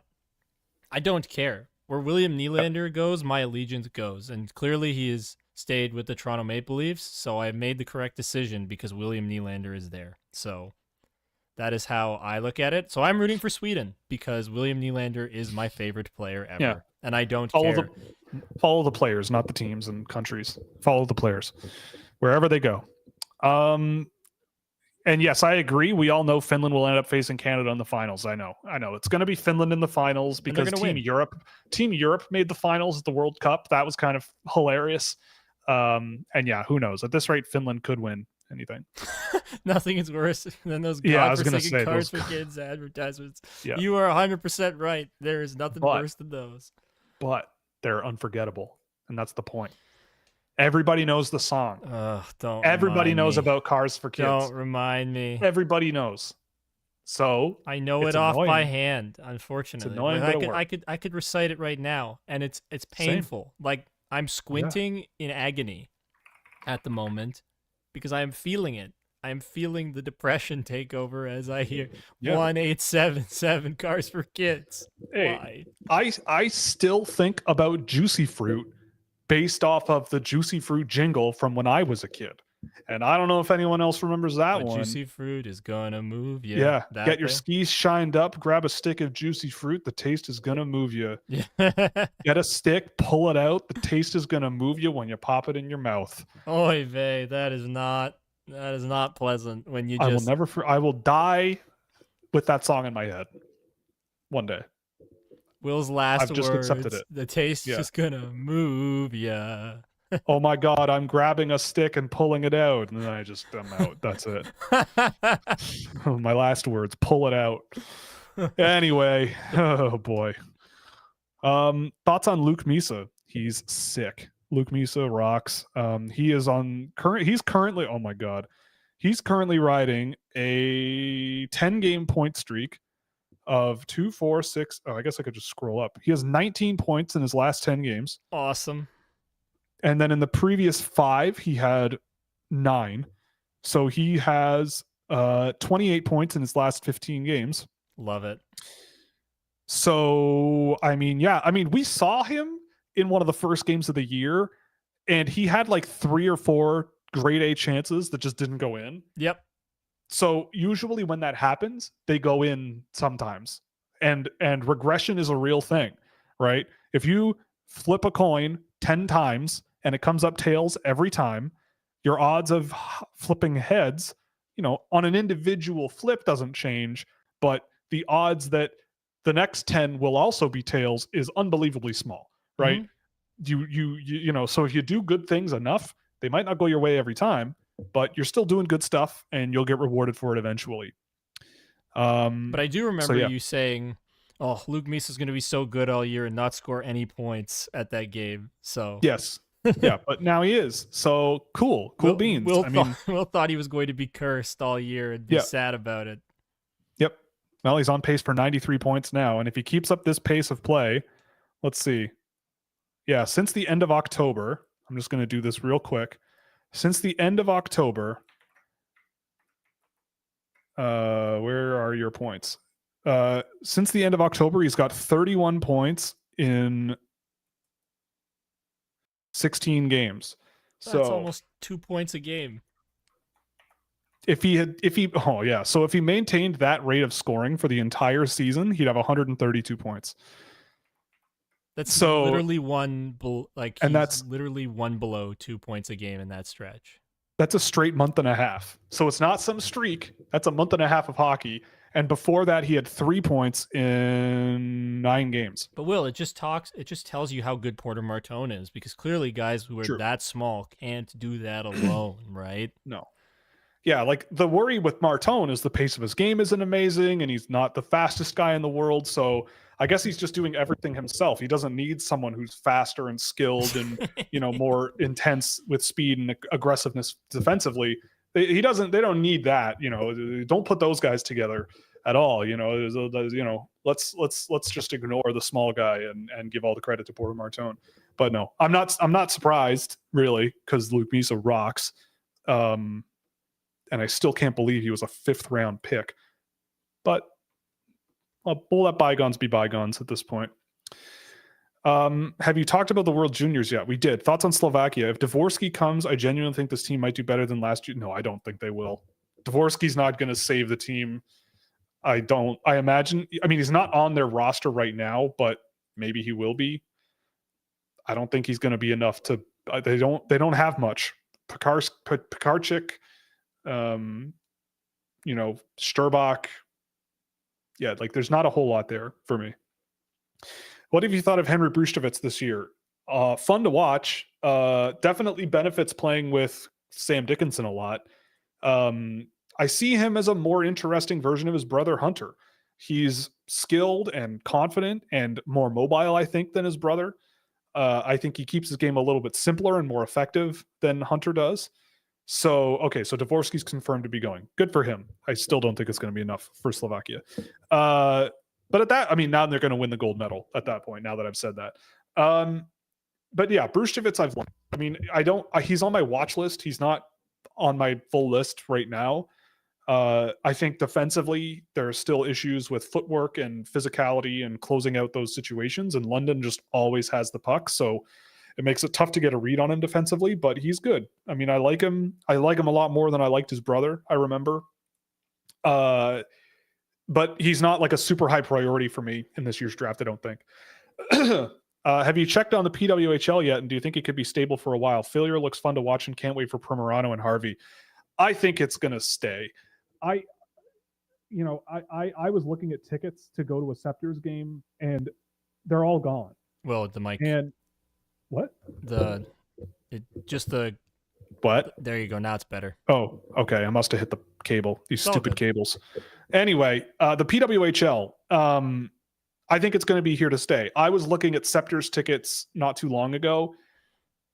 Like, they're all gone for starters, and the resale value is it's almost it's like what it used to be like going to a Leafs game 4 years ago, 5 years ago. Like if when I used to work downtown in Toronto, there were times where I'd be like, let's go to a Leaf game tonight. And you could, for like $90, $100. You could pay tickets, get into a Leaf game, get nosebleeds or standing room seats, no problem. Now, not even close, or at least like for a lot of the games. The Scepters, it's like that now, where it's like the tickets on the face value aren't that much, but people are buying them and the resale value is pretty high, at least in Toronto. And I do think that there's a lot of really passionate fans. Like, you watch those games and it's not just people sitting there for fun, right? There are families there. There are kids there. It's a really good time from what I can gather. I've watched the Scepters games to this point that I can watch on YouTube. There was another game on YouTube broadcast not too long ago. I think it was Minnesota or Ottawa. I don't remember, but it's fun. I think the quality of the hockey has also taken a step from last year. I think it's faster. You're seeing more goals being scored. And I think that it's just become a much more presentable product. I hope it sticks around indefinitely. They're looking at expansion, right? They're going on a tour of cities that could expand in that league. So hopefully that's successful, because women's sports deserves a spot as well. And I think that they're marketing themselves really well as like an alternative to the NHL, but like they're not trying to compete against them. It's just different. They're they're not against them, but it's like what I love about them is they are trying to be way more accessible, right? Not only are the tickets cheaper, but like they're doing the streams on YouTube. They started things out by doing a lot of work on Twitch, right? They're sort of lowering the bar of entry and making it a lot easier for people to just watch good hockey. Like, it just blows my mind, at least here in Canada, how disjointed and expensive and clunky the media experiences outside of TV just to watch the NHL, right? It just blows my mind, right? And Rogers is like apparently losing money on their broadcasting deal. I wonder how that's possible, right? It's because they suck at doing it. Right. They're just it's this obsession with trapping people into spending a lot of money, right? It's like this obsession with trapping them. Whereas the PWHL, obviously their bills are cheaper, but they're coming at it with the perspective of get people watching and get people interested and lower the floor. And I think it's doing a really good job for that, right? Like, I care a lot more because I can just flip a game on YouTube, right? I would happily, and if they had a thing where it's like you can donate $5 watching the game, sure, I'm much more inclined to do that than pay $35 a month to watch those games on Sportsnet. Like, I just don't care, or on TSN or whatever. Like, I don't care as much. But that's what I think they're doing really, really well. And I agree. The future of women's hockey, like if you watch those under 18 tournaments and the women's world championships, it's awesome. Like Caroline Harvey, one of my favorite players in the world to watch. Like she's insane. I can't say enough good things about Caroline Harvey. She is must watch hockey for the women's game. Like, it's insane. And I cannot wait for her to go to the PWHL. Primerano as well is amazing, but like Caroline Harvey is astoundingly good. And so, yeah, I think the future is bright. As long as they keep that accessibility, right? Keep that kid-friendly accessibility, family event, open for everyone, inclusive and really just positive, I I've really enjoyed it. I've enjoyed it a lot. And I mean, some of those jerseys also look real snazzy out there on the ice. That's for sure. They look pretty good. It doesn't hurt. Finland has a natural hockey lineup. Their weakness is their bottom four defensemen. Yes, it is. Who honestly probably don't have much to do with the defensive forwards. Finland has, and the goaltending is there. I mean, maybe, but Canada's gonna dump and chase on that defensive group, and that's gonna be a interesting experience for them. Sorry, you were gonna say something. They do have pretty good defensive forwards. Like that is yep. They are really strong that way. Yep. That's why I don't think this team is necessarily out of it. I really don't. No. I feel like any four of these teams can win, though Finland I am the least confident in winning. Yep. But they have a path to victory. They got to win one. They just have to win one game, and it changes the whole dynamic of the whole thing, right? Like, just one game can change everything. Win one, then win the next, and win the finals. And that's probably all you have to do. Make everyone scared of you. Yeah, just win. If you just win every game, you're gonna win the tournament. That's not what I said. Oh, well, you did say win 3 of 4. Yeah, that's not winning every game. Right. And I also agree. Heiskanen probably is going to play 40 minutes a night with extended ad breaks. So maybe that's why they did it. You know, it's like, let's give the guys more of a breather so that they can play 40 minutes a night. Don't you want to see Cale Makar play 40 minutes? Well, you know. I mean, I'd be cool with it, but does Cale Makar want to play 40 minutes maybe 4 times? No, I would hope not. Who would? Yeah, okay. Topias Heinonen is producing rather well, even though Jokerit is last in Liga. Have you happened to watch him this season? What's with these questions right on topic? I saw him yesterday. I still can't believe he wasn't drafted. Like, what are we doing here? Are we looking for players who play like they're competitive and want to win and play hard? Because he does that. Like, I swear to God, if he were 5'10", I think he's 5'11" now. He's listed. He's not even that small. I think. I could be wrong. Let me double check. Yeah, he's listed at 5'11" now. He's not 5'8". He's not 5'9". So you can, he's got those 2 inches that everyone seems to be obsessed about. If he were 6 feet tall last year, I can't imagine he doesn't get drafted. Like, he's a much, much better player outside the offensive zone, I think, but he's still good in the offensive zone. Like, his playmaking is good. I would like to see him be a little bit more creative in terms of creating chances for himself and creating some space with people and making his shots count a little bit more. But off the puck, like, he's a dog. He's competitive. He's a good stick checker. He plays physically. He makes really good reads. His give and goes in transition and ability to carry the puck himself is really good. Like, there is no possible way that you can convince me that there were even as low as listen to that, as low as like 100 guys that are better than him that were drafted last year. You can't, like, I had him in my late second round going into the game I tracked the other day, and I came out going, I like this guy more than the 20 guys ahead of him. Like, he's just still got it. He's got the juice. He's 3rd on his team in scoring, I believe. And he is one of, I checked, I think 3 or 4 players that when it comes to, and again, I hate doing this, but in terms of plus minus, he's one of 3 or 4 players on the entire team who is above 0. Like, he just does the thing. And I am so confident now that there is something there with him, that he's been really, really good this season. He's taken a step offensively. He's already doubled his point totals, I think, from last year in half as many games or something like that. So he's doing really well on a team that is not good. So I don't know. I imagine he'll be at the World Juniors this year. In the summer, he played on the first line on the wing for the junior team. And so I would expect that to continue, at least be in your top 6. And hopefully he has a really good World Junior this year. Last year, I think he was the last cut, or he was a spare for the Finnish team, which made me sad, but also means that nobody saw him play. And I was the only person left who was like, I think this guy's pretty darn good, just nobody's looking at him.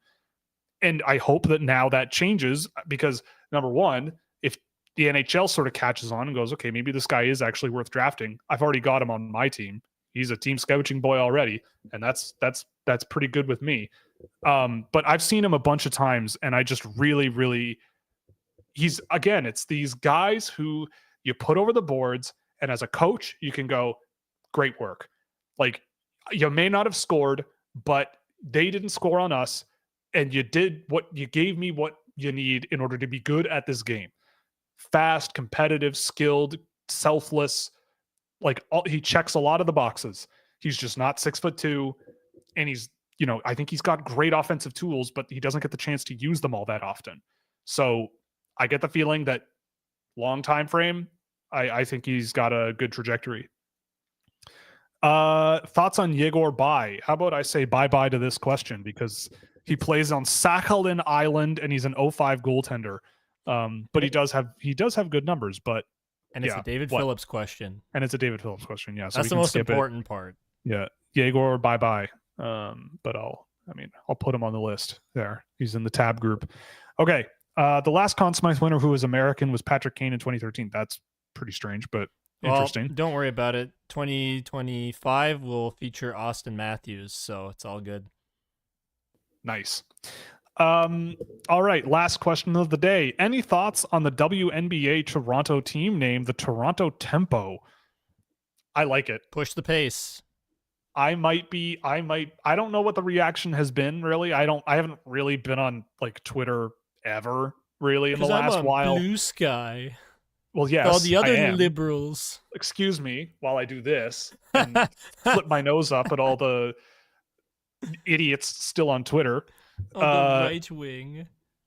Yes, it's all political. It's not how broken that website is and how awful it looks and how terrible it is to just be on. You're not even on Twitter, so shut up. I'm not. I'm just being an ass to you because it's fun. It is. I like it. I will never judge a team's team name, really, because the ones that are around forever are all insane. Yeah. You can't judge a team name when there is a baseball team named after socks. 2 team names named after literally things you put on your colored feet. Socks. Right. You can't talk from a pedestal, right? The Toronto Maple Leafs, they're named after a military unit, but the name is a thing that falls from the tree in the fall. After a medal, I believe. I thought it was a unit. Either way, it's a medal maple, because that's the logo. The logo is a leaf on a tree. That's why it says Leafs, like the way not leaves, because Leafs the medallion or the award. Right. But yeah, I don't know. It's fine. I am really happy that the WNBA is coming to Toronto, because being a guy from Toronto, born and raised, it's kind of been incredible to see the shift in fandom from the Leafs to the Raptors. Especially when the Raptors were really good a few years ago. Obviously, when a team is good, there's people who will just hop on the bandwagon. Mm-hmm. But it does seem like community-wise around Toronto, there is significantly more interest in the NBA than the NHL, right? Toronto's a multicultural place. It's a very diverse part of the world, and hockey just has not included or been open as much as basketball has in terms of community outreach and just being that kind of a sport. Yeah. And more, and it's really expensive to go to a Leaf game. It's still really expensive to go to a Raptors game, but it does feel as though there's a lot more momentum and energy behind the Raptors. Even if the Leafs are really, really good this year, I feel like that might change because the Leafs are really good this year. I would say that there's just a lot of energy around personalities. Because when I was in high school, oh god, 6 years ago now, people didn't talk about the Raptors necessarily so much. It was we were talking about Steph Curry and all the other guys, the personalities of the league. That I think is where the shift comes in, is that they're talking about the cool guy on whatever team, because the NHL doesn't have a ton of cool guys. They have William Nylander. They do. We do have William Nylander, but is William Nylander in rap songs? Like, is he mentioned in rap songs? No. He should be. Austin Matthews was. Hit him with the 4 like Austin Matthews. And that was a thing for a little while. That was it while I was in high school, actually. Oh God. Yeah. See, I graduated high school in 2008, so I graduated 2018, I think. 2017. It's 2018. That's what it was. Yeah. Jeez, fun times. Fun times had by all. But yeah, I mean, I'm just really happy the WNBA is coming to Toronto. I think it's a great basketball market. It's come a long way from when I was a kid. The Raptors, when I was a kid, were a joke to the NBA.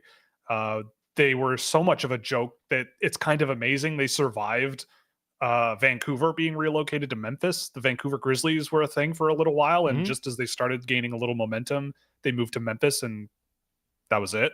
But Toronto survived. Luckily, they're the only team that's brought Toronto a meaningful championship in a very long time. And, good. I'm glad you don't count the Argos. Why would I count the Argos? Exactly. I mean, the Canadian Football League isn't so bad, but it's not. No. It is not a top. It is not a top tier league within the sport. No, it's like in the U.S. being like, "Yay! Our arena football team won the championship." It's like, I mean, the sport's not bad, but nobody cares, you know? In our city. The only people, I mean, that I shouldn't say that. There are people who care about the CFL, but they all live in Saskatchewan or Hamilton pretty much exclusively. Yeah. Maybe Winnipeg, you know? Out west, it's kind of a bigger, like the prairies, it's a big deal. But I don't know a single person. I couldn't name you a single person on the Argonauts. I couldn't name you a single person I know who's like, you want to go to an Argonauts game? Just doesn't happen. It just doesn't happen. But anyway, I am a fan of Canadian football, though. I think their rules are pretty cool, and I have a lot more fun watching Canadian football than American football. Lame, but it's neither here nor there. Disagree. Worst take all day. I'll take it. A take about Canadian football being my worst take of the day is a win for me. Well, that's from me. That's from me. Okay. There are other people who will say you've had much worse takes in hockey. Okay. Yeah. Sure. Whatever. You know, not today, though. We'll see in 5 years, but not today so far. Okay. Well, I think that's going to be it today. Thank you very much for joining us. This was a lot of fun. This was a good one.